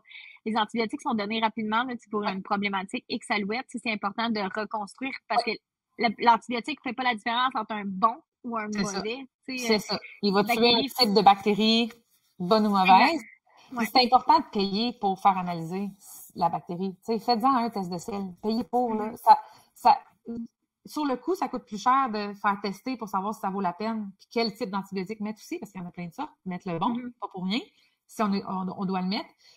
Puis ça va vous revenir. Même si vous ne le voyez pas en argent, si votre chien revient sur pied plus rapidement, si votre chien se remet à manger mieux plus rapidement, se remet à performer plus rapidement, vous êtes rentré dans votre argent. Fait que des fois, c'est qu'il faut réagir rapidement, mais ces tests-là, ça prend pas 3 mois là, à faire. Là, votre chien il est en diarrhée, vous récoltez le plus stérilement possible les selles, vous allez chez le vétérinaire, puis ou même là-bas, des fois, ils peuvent juste aller les chercher, puis ils vont faire l'analyse, puis vous allez avoir l'antibio. S'il y en a un, parce qu'il y a des bactéries qui n'ont pas d'antibio, donc on va le donner pour rien. Ça va juste tuer toutes les bonnes. Fait que ça a sa place, mais de manière intelligente, de manière... faut analyser c'est quoi. Est-ce qu'on en a besoin ou pas? C'est super intéressant aussi en sachant très bien que, par exemple, on a beaucoup de chiens qui sont malades, qui ont des touches chenilles, des choses comme ça. Fait que même pour monsieur, madame, tout le monde, de rebooster un peu le système immunitaire, c'est pas mauvais, là. C'est vraiment bien de le faire de temps en temps puis de donner des probiotiques régulièrement. C'est une base régulière, là. Ce qu'on a peur, c'est que ça ne serve à rien. Puis c'est vrai qu'il y en a qui se rendront pas aux intestins. C'est pour ça qu'encore une fois, de la variété dans les suppléments que vous utilisez, de la nourriture fermentée. Puis, je suis fatigante, tu as le droit de me le dire. Mais la nourriture qui n'est pas transformée, c'est de la nourriture vivante. Quand on va cuire, mettons, croquette ou canne, c'est qu'on va faire comme un antibiotique. On veut tuer les mauvaises bactéries, mais on tue toutes les bonnes aussi. Fait que quand on tombe dans de la nourriture fraîche, comme je parlais tantôt, ça peut être juste des petits ajouts. ben c'est pas stérile. Ça aussi, c'est une forme de probiotique. C'est de la nourriture qui est vivante, si on veut. En fait, on peut le répéter des millions de fois parce que je pense que c'est important. Puis en même temps, tu sais, je comprends tellement, monsieur, madame, tout le monde, il arrive dans une situation, tu sais, il y a beaucoup d'écoles de pensée au travers de tout ça. C'est plus de l'école de pensée plus naturelle. J'utilise le terme, mais dans le sens plus, tu sais, t'as tendance à aller chercher, exemple, du gingembre directement pour te traiter, l'eucalyptus, des choses comme ça. D'emblée, tu vas embarquer dans cette école de pensée-là, plus que si tu as tendance à courir directement, tu sais, à la pharmacie, aller chercher, tu sais, des produits comme X-Alouette pour éliminer. C'est juste deux écoles de pensée qui sont différentes. C'est ça. Mais, fait que, tu sais, je comprends que, tu sais, quand on parle de produits naturels ou qu'on parle de fraîche, par exemple, de la viande crue. Je comprends qu'il y a certains qui vont penser salmonelle, maladie X-Alouette qui va aller avec ça. Est-ce qu'il y a des problématiques de bactéries? Encore là, c'est une question de salubrité. Elle vient de où, la viande? C'est comme les croquettes. Qu'est-ce qui a été fait avec la viande? Dans le cru, il y a toutes sortes de qualités. Comme dans les croquettes, il y a toutes sortes de qualités. C'est encore une fois, la personne doit faire ses devoirs. Il y a plein de manières de prévenir ça, puis il y en a qui casse pas la tête avec ça, le prévenir, c'est pas grave, le chien est résistant. Fait que tu sais, il y a vraiment... Il y a de tout, puis c'est de savoir, nous, notre limite est où est-ce qu'on est confortable, où est-ce que ça nous donne plus de stress, que ça nous en enlève, puis c'est de se trouver un juste milieu par rapport à notre réalité. Puis il y a tellement... Je pense qu'avec la compagnie pour laquelle je travaille, on a fait un sondage, justement, puis il disait que je pense c'était 75 ou 80 des répondants, puis c'est at large, donc ça n'a rien à voir avec la clientèle, qui donnait pas juste des croquettes. Donc, qui ajoutait des choses, soit du cru, soit du cuit, soit de la nourriture de table. Donc, de toute façon, le 3/4 des gens le font parce que c'est, tu sais, comme on dit, c'est logique. Tu sais, moi, mettons, moi, je suis très cartésienne, je suis très science. La manière que moi, je me soigne, je suis vraiment vite sur le Advil. Je suis pas vite, je suis pas trop produit naturel, mais je suis vendue nourriture crue parce que ça fit avec comment est-ce que je vois la nutrition, mettons, par rapport à tous les autres animaux sur la planète. Fait que c'est pour ça que, tu sais, exact, ça va aller chercher en premier lieu ceux qui se renseignent, ceux qui vont, par rapport à, je veux dire, OK, se renseignent, c'est pas le bon terme, par rapport au naturel, comme tu disais tantôt. Mais non, en fait, je pense que je sais ce que tu essaies de dire, Julie, c'est que même si tu es plus dans le naturel ou que tu sois dans n'importe quelle école de pensée, c'est que la science le démontre très bien, que cette nutrition-là est adaptée à l'animal qu'on en fasse, malgré toutes les choses qui pourraient se dire d'un professionnel X-Alouette. Il y a autant de science des deux côtés qui va prouver l'inverse. Au même titre que nous, en comportement. C'est ça, il y en a des végétariens qui vont donner du cru, il y a des anti-vaccins qui vont donner du cru, il y a des vétérinaires qui vont donner du cru, tu sais. Exact. Ça regroupe tout le monde, puis encore une fois, comme je disais, faut pas nécessairement que donner du cru pour avoir des performances sportives. Puis moi, j'aime bien travailler avec tous les types de nourriture, je trouve ça super intéressant, puis je pense qu'il y a moyen de faire quelque chose avec tout. Mais c'est ça, je suis vendue. Oui, puis c'est bien d'avoir une école de pensée puis de vouloir maintenir cette école-là. Puis je pense que chaque client, pour avoir travaillé beaucoup en clientèle, moi, ça fait 15 ans que je suis dans le domaine du chien, à un moment donné, on a des choses qu'on voit puis qui reviennent tout le temps. C'est tout le temps d'assumer un peu l'école de pensée qu'on va prendre puis d'être en accord personnellement avec ce qu'on donne à son chien. C'est vraiment important. Avec ses valeurs, pour que quand on arrive, que ce soit chez le veto ou qu'on arrive à garderie, nous, à garderie, quand on a des chiens en pension dressage, on déteste le cru parce que c'est tellement du management qu'on est comme Seigneur, c'est une job de plus. Mais en même temps, je comprends que le client veut aller dans cette direction-là, puis le respect de chacun dans ses décisions aussi, là, c'est vraiment important. Puis le fait aussi d'y aller personnellement dans ta décision, c'est qu'après ça, quand on se fait challenger dans la vie de tous les jours, parce qu'on se fait challenger, peu importe la décision qu'on prend, ben, tu es capable d'apporter tes points puis tes choses, puis de dire, regarde, moi, c'est comme ça que je vais, les résultats sont là, X-Alouette, puis c'est le même que je m'en vais. C'est plus facile d'affronter la vie dans un sens. Oui. Tu sais, moi, les questions que tu vas me poser aujourd'hui, si on refaisait un podcast dans une couple d'années, ça se peut que j'ai pas les mêmes réponses, parce que je pense que t'arrêtes d'être professionnel dans la vie la journée où tu penses que tu sais tout. Puis moi, maintenant, j'en sais assez pour savoir que je sais rien. Exact. Donc, je pense que c'est vraiment important, justement, d'être à l'écoute des opinions des autres. Puis c'est pour ça que, là, on divague vraiment là, du sujet, mais pour ça que j'engage toujours la discussion avec des gens qui sont très, très aussi anti-tout. Parce que je pense que c'est le même qu'on grandit, puis c'est le même qu'on apprend. Puis des fois, quelqu'un va me dire quelque chose, je vais faire « Hey, ça, c'est vraiment pas épais ce que tu me dis. » Puis je vais le regarder, puis des fois, je vais dire « Ah non, il avait pas raison. » Puis des fois, je vais dire « Ah, non, c'était bien. Je vais rajouter ça dans mon petit livre de connaissances. » Je trouve ça intéressant parce que autant dans le domaine de la nutrition que le comportement, il n'y a pas de recette miracle. On travaille avec du vivant, avec un individu, avec de la génétique qui des fois va pas toujours dans le bon sens dans certains cas. Fait qu'on doit dealer avec plein de composantes. Fait que ce qui est la réalité n'est pas nécessairement la mienne selon la race de chien que j'ai. Fait que le respect de chacun au travers de tout ça, moi je fais partie de ceux qui sont pas vendus dans un ou dans l'autre parce que ma job, c'est pas d'être vendu non plus. Dans mon domaine, je peux pas commencer à me braquer et dire, ça n'a pas de bon sens que tu donnes ça. Par contre, je trouve ça dommage que mon client soit toujours challengé sur ses décisions, par exemple, puis qu'à toutes les fois, puis c'est limite de rendre coupable, là, c'est plus ce côté-là, là, c'est de faire sentir le client coupable de faire du mieux qu'il peut avec ce qu'il a, là, puis de se connaître, puis de... Ben, si tu le dis, c'est de faire du mieux que tu peux avec ce que tu as. Si tu n'as pas les moyens de nourrir ton chien avec telle giga marque extraordinaire, tu peux quand même faire quelque chose. Tu n'es pas obligé de culpabiliser puis de dire, bon, ben ça va être ça, puis tant pis, puis anyway, je peux pas rien faire. C'est pas vrai. Puis c'est la même chose dans le comportement. Il y a des choses que tu ne peux tout simplement, j'imagine, c'est pas mon domaine, mais tu ne peux tout simplement pas faire ou qui ne sont tout simplement pas une avenue.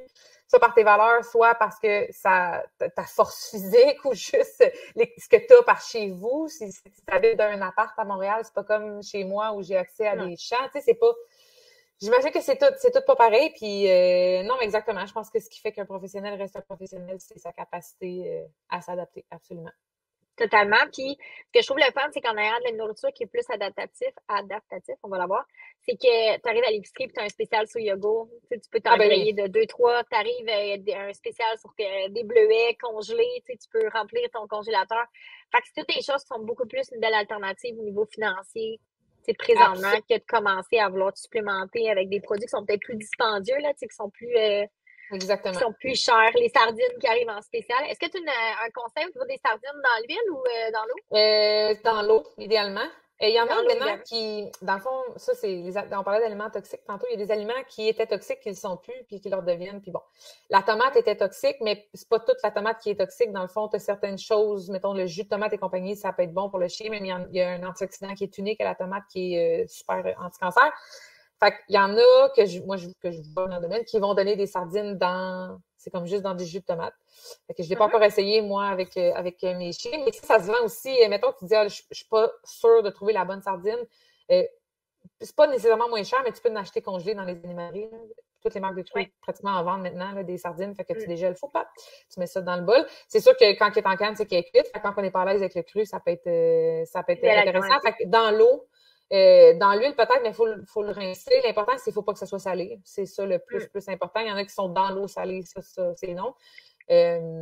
Mais sinon, dans la tomate, c'est bien. L'huile, on rince un petit peu. À moins que le chien, ait une dépense d'énergie astronomique et prend tout le gras qu'il peut prendre. On peut donner dans l'huile, c'est pas grave. Ou sinon, dans l'eau.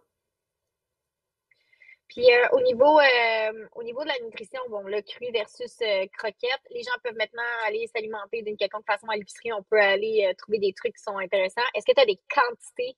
Par exemple, gros chien, moyen, petit chien? Qu'est-ce que tu veux dire, mettons, en termes de ta quantité de nourriture pour le cru, c'est ça? Par exemple, moi, je vais donner de la sardine à mon chien, 1, 2, la boîte complète. Je vais donner 1 œuf, 2 œufs. Y a-t-il des quantités à respecter? À peu près, là, on s'entend qu'on y va. Le meilleur ami de tout propriétaire de chien, c'est une balance de cuisine. C'est vraiment... Puis là, je suis un cordonnier mal chaussé parce que des fois, j'oublie de peser, puis mes chiens viennent dire « bon. C'est que justement, tous les ajouts comptent. Puis la règle d'or, c'est un minimum de 20%, puis un maximum de 25%, parce que si tu dépasses 25%, c'est que tu débalances tout le reste de ton alimentation. Fait qu'entre un cinquième et un quart de ce que tu donnes. Fait que le plus simple, c'est que tu pèses qu'est-ce que tu donnes d'habitude. Puis un quart de ce poids-là peut être n'importe quoi d'autre. Est-ce que ça fonctionne aussi avec la croquette? Oui. Mettons, je vais y aller avec ma tasse de croquette, elle pèse, je sais pas. Moi, souvent, on va le voir sur leur site. La tasse de croquette pèse, mettons, 400 grammes. Bon, ben, un quart de 400 grammes. Je n'aurais pas dû faire ça. Peu importe. Tu calcules un quart de 400 grammes, qui serait 100 grammes. J'en disais pour 4, c'est 100. Je suis tellement poche. c'est pas grave. Ah, bah, ouais. Donc, 100 grammes, ça peut être un œuf, des bleuets, une combinaison, ça peut être des sardines, ça peut être... Tu sais, c'est grossièrement. Il y a sûrement des experts en nutrition qui grincent des dents à m'écouter parler parce que les autres, ils voudraient tout calculer. Puis c'est correct, c'est bien correct. Puis oui, c'est vrai que ça serait mieux de rentrer tout ça dans un logiciel puis de voir quel est le réel impact de cet ajout-là sur la nutrition. Moi, c'est pas de même que je me nourris, c'est pas de même que je nourris ma fille. Je suis pas mal sûre que mes chiens, de 2 fois semaine, quand que je réduis d'un quart de la portion puis je donne une sardine à la place, pas mal sûr que ça l'augmente, la valeur nutritive de sa diète au lieu de la diminuer. Puis quand on se maintient à un quart, on va pas plus haut que ça, chiot peut-être plus modérément, mais on n'a pas de risque de complètement débalancer la diète du chien. Puis on peut pas s'entend que remplacer un repas par de la viande hachée. On peut pas faire ça. Non, puis on comprend aussi que monsieur, madame, tout le monde ne sera pas exactement au gramme près, là. C'est ça. Mais une fois que tu le fais, tu le sais. Tu sais, mettons, une fois que tu le fais, tu le sais. Tu sais qu'un œuf, ça pèse, mettons, 90 grammes. Bon, c'est à peu près un quart. Bon, ben, je peux mettre un œuf, puis au lieu de donner une tasse, je donne 3 quarts de tasse. Tu sais, une fois que le petit truc est fait, mais après ça, on s'en souvient que, bon, ben, pour mon chien, un œuf, ça fait, mettons. Fait que quand on mesure, qu'on y va pas le poids au prorata, fait que si on donne exemple du yogourt et des bleuets, par exemple, parce que je me fais un yogourt ce matin et que mon chien a le droit à une portion lui aussi, ben ça va être de calculer à ce moment-là, juste s'assurer qu'on a la bonne portion. C'est ça, de le valider 1 ou 2 fois, tu sais, de faire comme, OK, ma cuillerée de yogourt, elle pèse comment? Bon, ben, je vais en enlever un petit peu. C'est sûr que, tu sais, le yogourt, c'est humide, la croquette, c'est sec. C'est pas parfait, là. C'est vraiment pas parfait comme calcul. On se met pas dans la marde à faire ça de même. Exact. Puis, encore là, on va le voir tout de suite aussi avec le chien, tu sais, quelle est son attitude, est-ce qu'il y a des selles molles, est-ce qu'on peut aussi aller varier au travers de ça, j'imagine. Absolument. Exact. Il n'y a rien de mieux que de checker qu'est-ce qui sort pour savoir qu'est-ce qui se passe en dedans, là. C'est ça. En fait, ça. C'est toujours à valider. Hey, Julie, je sais qu'on avait un temps limité, puis on arrive pas mal dans notre temps limité. Est-ce que tu as des choses à rajouter qui sont vraiment importantes pour toi? Est-ce que les gens qui ont un chien sportif, qu'est-ce qu'on pourrait leur dire ou qu'est-ce qu'on pourrait ajouter ou qu'est-ce qu'ils devraient faire attention qui ferait toute la différence puis s'assurer que c'est fait? Quand on avance dans notre sport puis qu'on veut commencer à performer, mais souvent, on va faire des choses autour de la pratique du sport. Nous, on va s'entraîner, on va faire du fitness à notre chien, on va le faire courir, il va y avoir tout un programme autour de la performance pour, mettons, les GP. Tu fais pas juste des GP, je suis sûre que tu fais plein d'autres choses pour augmenter la performance. L'alimentation devrait en faire partie. Ça devrait faire partie de la liste de choses autour de la pratique du sport comme telle qui est faite pour favoriser la performance. Donc, c'est vraiment de ne pas négliger cet aspect-là, de prendre le temps de retourner votre sac ou de regarder sur votre paquet de cru, c'est quoi l'analyse, de poser des questions aux compagnies, ils vont vous répondre, le 3 quarts vont vous répondre, puis si vous ne vous répondez pas, c'est un red flag de toute façon. Ils répondent et ils répondent. Donc, c'est de changer dans ce cas-là. Fait que c'est vraiment juste, c'est pareil que l'entraînement. Tu peux pas rien faire puis t'attendre à une performance optimale. Il faut que tu mettes des heures d'entraînement, il faut que tu varies ton entraînement. C'est la même chose avec la nutrition. Ça devrait avoir autant de place dans tout le processus de performance sportive, peu importe le sport.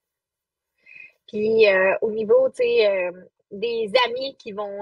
parce que, tu sais, on a tendance à suivre tout le temps une école de pensée, là, tu sais, toute ta gang d'agilité donne du cru, ben t'embarques dans la gang. C'est un peu d'emblée faire attention de peut-être revoir à ce que son chien, la formule fonctionne bien, de s'évaluer régulièrement, j'imagine. Exactement. Pour notre chien, le chien en avant de nous. Oui, exact, de refaire tranquillement, de revérifier, voir est-ce que tout est fonctionnel, est-ce que la performance, est-ce qu'il y a prendre des notes pour voir s'il n'y a pas des choses, y a-t-il des trucs? Ah, ça, c'est une bonne question. Est-ce qu'il y a des choses qu'on pourrait évaluer, mettons, physiquement, visuellement sur notre chien, qu'on va voir tout de suite la différence entre une bonne nutrition et une difficulté à ce niveau-là? C'est sûr que plus on va aller chercher de la performance de haut niveau, plus des petites choses vont faire une différence en termes de ça te prend combien de secondes de faire le tour de la piste versus tel autre chien. Puis c'est beaucoup par essai-erreur parce que malheureusement, les chiens ne peuvent pas parler. Ils ne peuvent pas dire « Ah, ça me tire l'épaule dans ce run-là. » Il va juste, jusqu'à ce qu'il boite, il est comme trop tard. Donc, c'est beaucoup par essai-erreur. Puis il y a plein de choses sur lesquelles on peut jouer au niveau de l'horaire d'alimentation. Je ne l'ai pas mentionné, puis ça, c'est super important, mais l'hydratation, c'est le meilleur supplément que vous ne pouvez pas donner à votre chien. L'eau, c'est absolument essentiel. Puis je parle d'eau, là, pas solution d'électrolyte, puis quoi que ce soit, là, de l'eau. L'eau. Dans le repas, être sûr que dans la journée d'effort, il est très bien hydraté. Mais pour en revenir à qu'est-ce qu'on peut faire, c'est ça, c'est de noter est-ce que mon chien a moins bu, plus bu?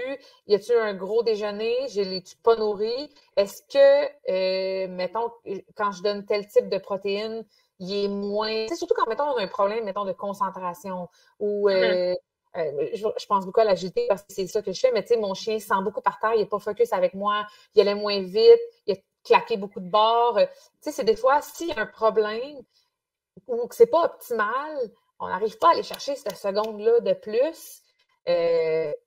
Oui, prendre des notes, avoir un journal, ça demande un plus gros effort, mais c'est comme une des seules manières de...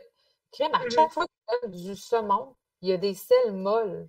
Donc, c'est pas nécessairement il y a des sels molles en concours.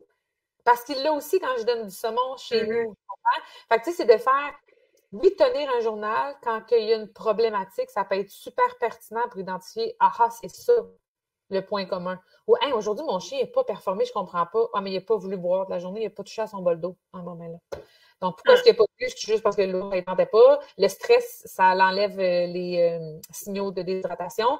Fait que, tu sais, il y a plein de choses comme ça que si la personne a la rigueur de tenir un journal, c'est en alimentation, parce que le chien ne peut pas parler, c'est une des meilleures façons de voir qu'est-ce qui peut être un point commun à quelque chose qui cloche. Puis, à mon avis, à moi, c'est la meilleure façon aussi en comportement, parce qu'on a tendance à focuser juste sur le négatif puis pas voir les petits plus. Là. Fait que des fois, de pouvoir prendre en note qu'est-ce qui se passe, un petit carnet de bord pour pouvoir s'aider. Puis honnêtement, quand tu es rendu dans des sports, là, que tu décides de faire, OK, moi, je veux faire de la compétition, on s'entend qu'il y a une rigidité puis une certaine discipline qui doit venir avec. Là, sinon, tu fais rien. Moi, je fais du IGP, mais c'est vraiment par plaisir parce que j'aime ça. Mon travail me permet pas de pouvoir entraîner de façon très rigide. Là. À un moment donné, on fait des choix du client. Oui, c'est ça, exact. Mais quand tu es rendu à faire de la haute performance, choses comme ça vient comme d'emblée avec. Là, faut que, tu t'entraînes pour ton sport, t'entraînes ton chien pour ton sport, ben c'est juste d'ajouter le suivi alimentaire là-dedans, dans le fond.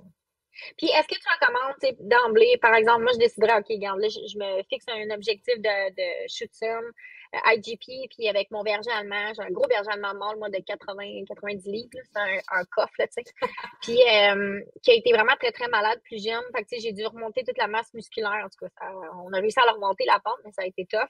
Tu sais, d'emblée, de partir. Moi, mon réflexe, ça serait de commencer par stabiliser la nutrition avant même de commencer un effort physique pour limiter les risques de blessures. Absolument. Ben oui, puis c'est parce qu'à un moment donné, tu travailles un petit peu dans le beurre. Tu sais, tu réussiras pas à aller chercher d'optimiser tes entraînements, d'optimiser ta croissance musculaire si le système digestif marche pas bien. Fait que c'est comme quand que des gens viennent me voir par rapport à des allergies. Et là, on va aller souvent sur une diète d'élimination parce que, bon, les tests d'allergie coûtent plus cher, puis la diète d'élimination, ça peut être une bonne option. Et là, la personne angoisse que le chien n'a pas une nutrition complète parce que la diète d'élimination, ben, c'est très, très strict, puis c'est une protéine, puis c'est ça, puis c'est tout. Mais on s'en fout. Ton chien, il a des selles molles, il se gratte, et même si tu donnes une diète complète, probablement qu'il métabolise pas comme il faut ses nutriments, il les absorbe pas bien, c'est débalancé, ton foie, il est tellement occupé à gérer ta réaction allergique qu'il est capable de gérer. Fait que de toute façon, c'est pas le temps d'angoisser avec tes grammes de zinc, là. C'est pas ça le problème, là. Le zinc, on angoissera. Une fois que ton chien, il a arrêté de se gratter, les selles sont belles, c'est beau, on a repris le contrôle. Bon. Qu'est-ce qu'on peut avoir comme source de zinc à cette heure qui ne le fera pas réagir? Tu sais, c'est ça, c'est d'y aller. Exact. Tu as 100% raison de dire qu'à un moment donné, ça ne sert à rien d'essayer de travailler avec un symptôme quand tu n'as pas corrigé la source, dans le fond. Parce que le symptôme va peut-être disparaître en corrigeant la source. Tu sais, ta performance sportive, elle a peut-être de la misère parce que ton chien a un problème digestif. Puis, il y a quelque chose de bien, bien important aussi au niveau, ça c'est moins mon domaine, mais je serais bien curieuse de parler de ça avec genre un vétérinaire, un ostéopathe, peu importe, là. C'est que le nerf vague passe très, très proche des intestins et passe très, très proche de plein de choses et a un rôle extrêmement important. Et c'est aussi fou que des douleurs au dos du chien peuvent être causées par de l'inflammation au niveau de l'intestin. Puis tu t'en rends pas compte parce que les selles sont pas si pires ou tu ne portes pas trop attention à ça. Puis ton chien a des douleurs au dos. Il y a plein de signes de douleur au dos, mais il n'y a pas de douleur au dos. C'est le nerf vague qui est stimulé, qui lui donne l'impression qu'il y a une douleur au dos. Fait que, tu sais, c'est ça. Ça y a plein de choses qui partent de là. Puis souvent, en réglant ça, ben, sans t'en rendre compte, ça se peut que tu règles bien d'autres affaires. Ben, en fait, moi, je peux te le confirmer de sources sûres et je l'ai vécu. Mon berger allemand, sa problématique, c'était exactement ça. OK. Après visite d'un vétérinaire ostéopathe, on a travaillé dans le fond au niveau de son dos. On a travaillé au niveau de son estomac, puis le problème s'est réglé quasiment instantanément. Fait que, Ah oui, oui. c'est vraiment, moi j'ai un très grand chien, veux pas, on utilise la cage en bas âge pour travailler certaines affaires, ça l'a amené son lot de situations. Il y a une problématique, il veut pas de vomir constamment puis d'être constamment diarrhée, ça crée des douleurs aussi. Même pour nous, mets-toi dans une situation comme ça, tu as mal partout. Fait que c'est la même chose chez notre récente gastro du temps des fêtes, là, c'est ça. Il y avait des douleurs liées, vive la garderie, hein? Il y avait des douleurs liées au vomissement. Exact. Fait que, des fois, de pouvoir aller travailler, tout le monde ensemble aussi, puis de pouvoir collaborer, c'est bien, là, de travailler avec des médecines différentes. Ça fait toute la différence sans fixer. Fait que moi, non, pour ça, je suis sûre et certaine de avoir ramené mon chien comme ça. Totalement. Mais en même temps, tant mieux si tu as réussi à trouver quelqu'un qui t'a amené dans cette direction-là, dans cette réflexion-là, puis que ça vous a permis, en travaillant ensemble, de régler la situation. C'est extraordinaire. En fait, moi, je suis une fille de chevaux. À la base. Fait que toute la locomotion, tout le corps du chien, c'est un premier réflexe, c'est de voir toutes les boiteries. Mon œil est fait pour ça. Fait que je le vois tout de suite dès qu'il y a quelque chose qui cloche, qui débalance. Tu vois le petit mouvement de tête. Ah, je le vois tout. Il y a quelque chose qui cloche. Mais je peux pas dire c'est quoi, je dis juste c'est quoi qui marche pas. Ouais. Puis c'est docteur Patricia Laforte qui travaille avec moi. Je pense que maintenant, on n'en fait plus, mais en tout cas, elle est extraordinaire. Puis à chaque fois, je dis, je sais pas ce qu'il y a, mais il y a quelque chose. Je sais pas. Puis elle comprend ce que je veux dire. Oui, non, ben oui, c'est parce que tu connais ton chien, puis ça s'applique à tout le monde. Vous êtes la personne qui connaissait le mieux votre chien, donc exact. C'est votre œil qui est important. Puis l'instinct, puis tout ça qui vient avec. Je me disais, honnêtement, moi, j'ai des douleurs au dos qui m'emmenaient des problèmes d'estomac. J'ai traité avec l'ostéopathe, je te laisse, ça serait ironique que mon chien soit pareil. La joke, c'est que c'est pas si ironique, ça l'arrive souvent. Ça l'arrive très souvent. Je le dis comme ça parce que ça arrive tout le temps. Fait que si je me dis, bon, t'as mal une patte, ton chien va mal une patte. Fait que souvent de pouvoir garder une ouverture d'esprit à ce niveau-là aussi, c'est vraiment important là, pour aider son petit chien à aller mieux. Absolument. Écoute, moi, j'ai fait le tour de mes questions. J'ai répondu aussi à toutes. Attends, je pense que j'aurais peut-être une dernière question, juste la dernière slide, parce que là, je viens d'avoir un flash. Exemple, OK, je veux travailler un chien avec plus de focus. Oui. Mettons, parce que nous, on ne veut pas en IGP, l'obéissance, le focus, c'est à niveau extrême, un peu comme en freestyle, un peu comme dans des... comme en agilité aussi, le focus, même s'il n'est pas sur toi, il est en avant. Oui, à la tâche, mettons. Oui, c'est ça, exact. Le niveau de concentration est vraiment, vraiment demandé. Donc, quel serait un supplément ou qu'est-ce qu'on devrait faire attention pour augmenter ce niveau de focus? Oméga 3, EPA, DHA, huile de poisson, sardine entière. La santé cognitive, les acides gras sont vraiment essentiels. Puis c'est parce que, comme on disait, dans les croquettes, souvent, sont détruits. Puis c'est parce que ça a plein d'avantages aussi au niveau de l'inflammation et compagnie. Mais dans le fond, notre cerveau est principalement composé de ça, acides gras DHA. Fait que c'est vraiment, c'est un des ajouts qu'on peut faire sur tous les types de nourriture. C'est de faire attention quand la nourriture contient, mettons, déjà beaucoup de poissons, c'est que tu ne veux pas trop se compenser. Mais en même temps, vu qu'elle est cuite, ben les acides gras sont peut-être à 50%, plus là non plus. Fait que, mais je te dirais, huile de poisson, l'huile de poisson, l'huile de chanvre, ça l'amène pas ça, PADHA, il n'y en a pas dedans. L'huile d'olive, tout ça, il n'y en a pas dans les plantes. Fait que c'est vraiment de l'huile de poisson, hareng, saumon, maquereau, l'auberge aussi. Je suis pas mal sûre qu'il y en a. Il y a vraiment, c'est ça. Ça serait ma réponse. C'est simple, hein? C'est rare, d'habitude, c'est compliqué, mais là... Oui, mais j'aime ça, moi, parce que là, ça m'a amené une dernière question, parce que je peux le garder même jusqu'à 5 heures. Parce que là, tu as apporté, dans le fond, une nourriture à base de poisson. Et là, ça m'amène à dire mercure. Oui. Il faut quand même valider à ce niveau. La problématique du poisson, trop c'est comme passé, c'est surtout au niveau des minéraux puis des métaux lourds, des contaminants. Des métaux lourds, ouais. Puis je te dirais aussi des balancements des acides gras. C'est quand même, c'est niaiseux, mais un chien, c'est pas fait pour... Il y a certaines races là, qui sont correctes. Là. C'est tout le temps ça, hein, toujours de quoi. Puis certaines populations, mais c'est pas fait pour manger une diète à base de poisson. C'est pas fait pour ça. Ouais. Mais c'est rare que les croquettes vont être juste à base de poisson parce que souvent, ils vont aller chercher du grain pour compenser, pour faire la structure de la croquette, puis ils vont aller rebalancer les acides gras. Souvent, ils vont rajouter de l'huile de canola aussi pour balancer ça. Mais effectivement, même nous, manger du poisson, c'est bon, mais il faut faire attention. Lorsqu'on est dans le petit poisson, hareng, maquereau, sardine, le niveau de contaminant, il est très, très bas. Mais plus on grossit, thon, saumon et compagnie, là, il faut faire attention. Puis, où c'est important, c'est que dans le fond, la compagnie doit suivre les mêmes normes que consommation humaine. C'est que dans le fond, ils doivent faire les mêmes tests au niveau de la teneur en métaux lourds et en contaminants que c'est fait sur notre poisson à nous. Donc, le zéro n'existe pas juste parce que nos océans sont tellement pollués que ça se peut pas. Moi, justement, dans la sardine, pratiquement pas, là, mais il existe des alternatives comme l'huile de krill, l'huile de phytoplancton, l'huile d'algues. Donc, ça, c'est très, très, très, très, très, très faible en contaminant, même pratiquement inexistant. C'est plus cher, mais ça en prend moins. Fait que il y a ça. Mais de la nourriture, mettons, moi, je ne donnerais pas à mes chiens une nourriture à base de poisson, seulement de poisson ou en très grande majorité sur le long terme. Est-ce que ça peut faire partie de la rotation? Absolument. Il y a des marques que tu as avec au poisson, viande rouge, absolument. Mais là, dans ta rotation, ça va. Puis, justement, si tu as des aliments comme bleuets et compagnie, bien, ton foie va être capable de gérer les métaux lourds. À certains points, notre corps, comme tu disais tantôt, il est très, très résilient, il peut s'adapter très, très bien. Le chien, c'est pareil. Si le foie est en santé, si le système, le métabolisme est en santé, ils vont le gérer jusqu'à un certain niveau. Fait qu'effectivement, une nourriture à base que de poisson tout le temps, toute la vie du chien, moi, c'est pas ma recommandation.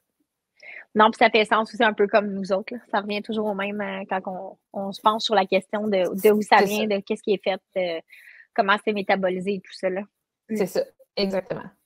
Super. Merci, Julie. Écoute, je te laisse sur cette conversation-là. J'espère que ça pourrait être cool de le refaire. Je te piège pas. Écoute, pense-y si jamais c'est quelque chose Non, mais c'est super. Oui, absolument. Ça me dérange pas. Je vais essayer de fitter ça, de squeezer quelque part dans mon horaire, mais absolument, c'est super agréable. Ça va me faire plaisir de revenir si jamais il y a d'autres questions qui viennent ou d'autres sujets qui viennent à l'esprit. C'est sûr que je vais avoir d'autres questions, mais souvent, en fait, c'est plus les gens qui vont peut-être avoir des questions pour toi pour la prochaine fois. Okay. Tu es disponible au niveau de ton livre, ta page Facebook directement. Et bon, tu as un séminaire aussi, là, c'est le 9 de mars. C'est ça, exactement. C'est chez François Leblanc à Baie-Saint-Paul, hein? Non, je le donne à Saint-Isidore, chez Entraînement Canin Québec. Il y a une salle là-bas que j'avais accès vraiment très facilement. Donc, super génial. Mais je suis ouverte à le donner ailleurs. J'ai des demandes dans le coin de Montréal. J'ai des demandes pour qu'il soit en ligne. Donc, je vais ajuster aux besoins. Chez François, on va peut-être essayer de le refaire. On avait essayé l'année passée, ça n'avait pas fonctionné. Puis là, il est dans ses agnelages, si je me souviens bien. Donc, ça donnait comme pas. Mais si ça réadonne un moment, ça va me faire plaisir d'aller le donner chez François aussi. Si on réussit à se trouver un moment, c'est tout le temps ça. C'est trouver une date, un local, quelque chose qui fait qu'il n'y a pas... c'est les événements canins aussi. Il y en a plein, tout le temps, à tous les jours. Fait que j'ai essayé de trouver une date qui était disponible pour tout le monde. Donc, c'est ça. 9 mars, Saint-Isidore, puis pas de problème pour le donner ailleurs si la demande y est. Ça va me faire plaisir. Ben nous, on serait peut-être intéressés à Sherbrooke alors. C'est sûr que là, moi, je suis dans le coin de Québec, mais à Sherbrooke aussi, nous, on a une salle. Si jamais tu es intéressé, c'est quelque chose qu'on pourrait aussi absolument. Si la demande est là, c'est plus près de Montréal. Donc, oui, absolument. Ça va me faire plaisir. Certainement. On peut regarder ça. On est à l'intérieur, on travaille avec la grande ménagerie, donc c'est vraiment tout le volet nutritionnel va avec ça. Et je pense qu'ils font affaire aussi avec Big Country Raw, donc c'est pas une problématique à ce niveau. On pourra tout mettre ça ensemble. Donc, merci à toi, je te laisse aller. Bon week-end, puis on reprend ça pour un autre podcast. Bon, extraordinaire. Salut, à la prochaine. À la prochaine, merci Julie.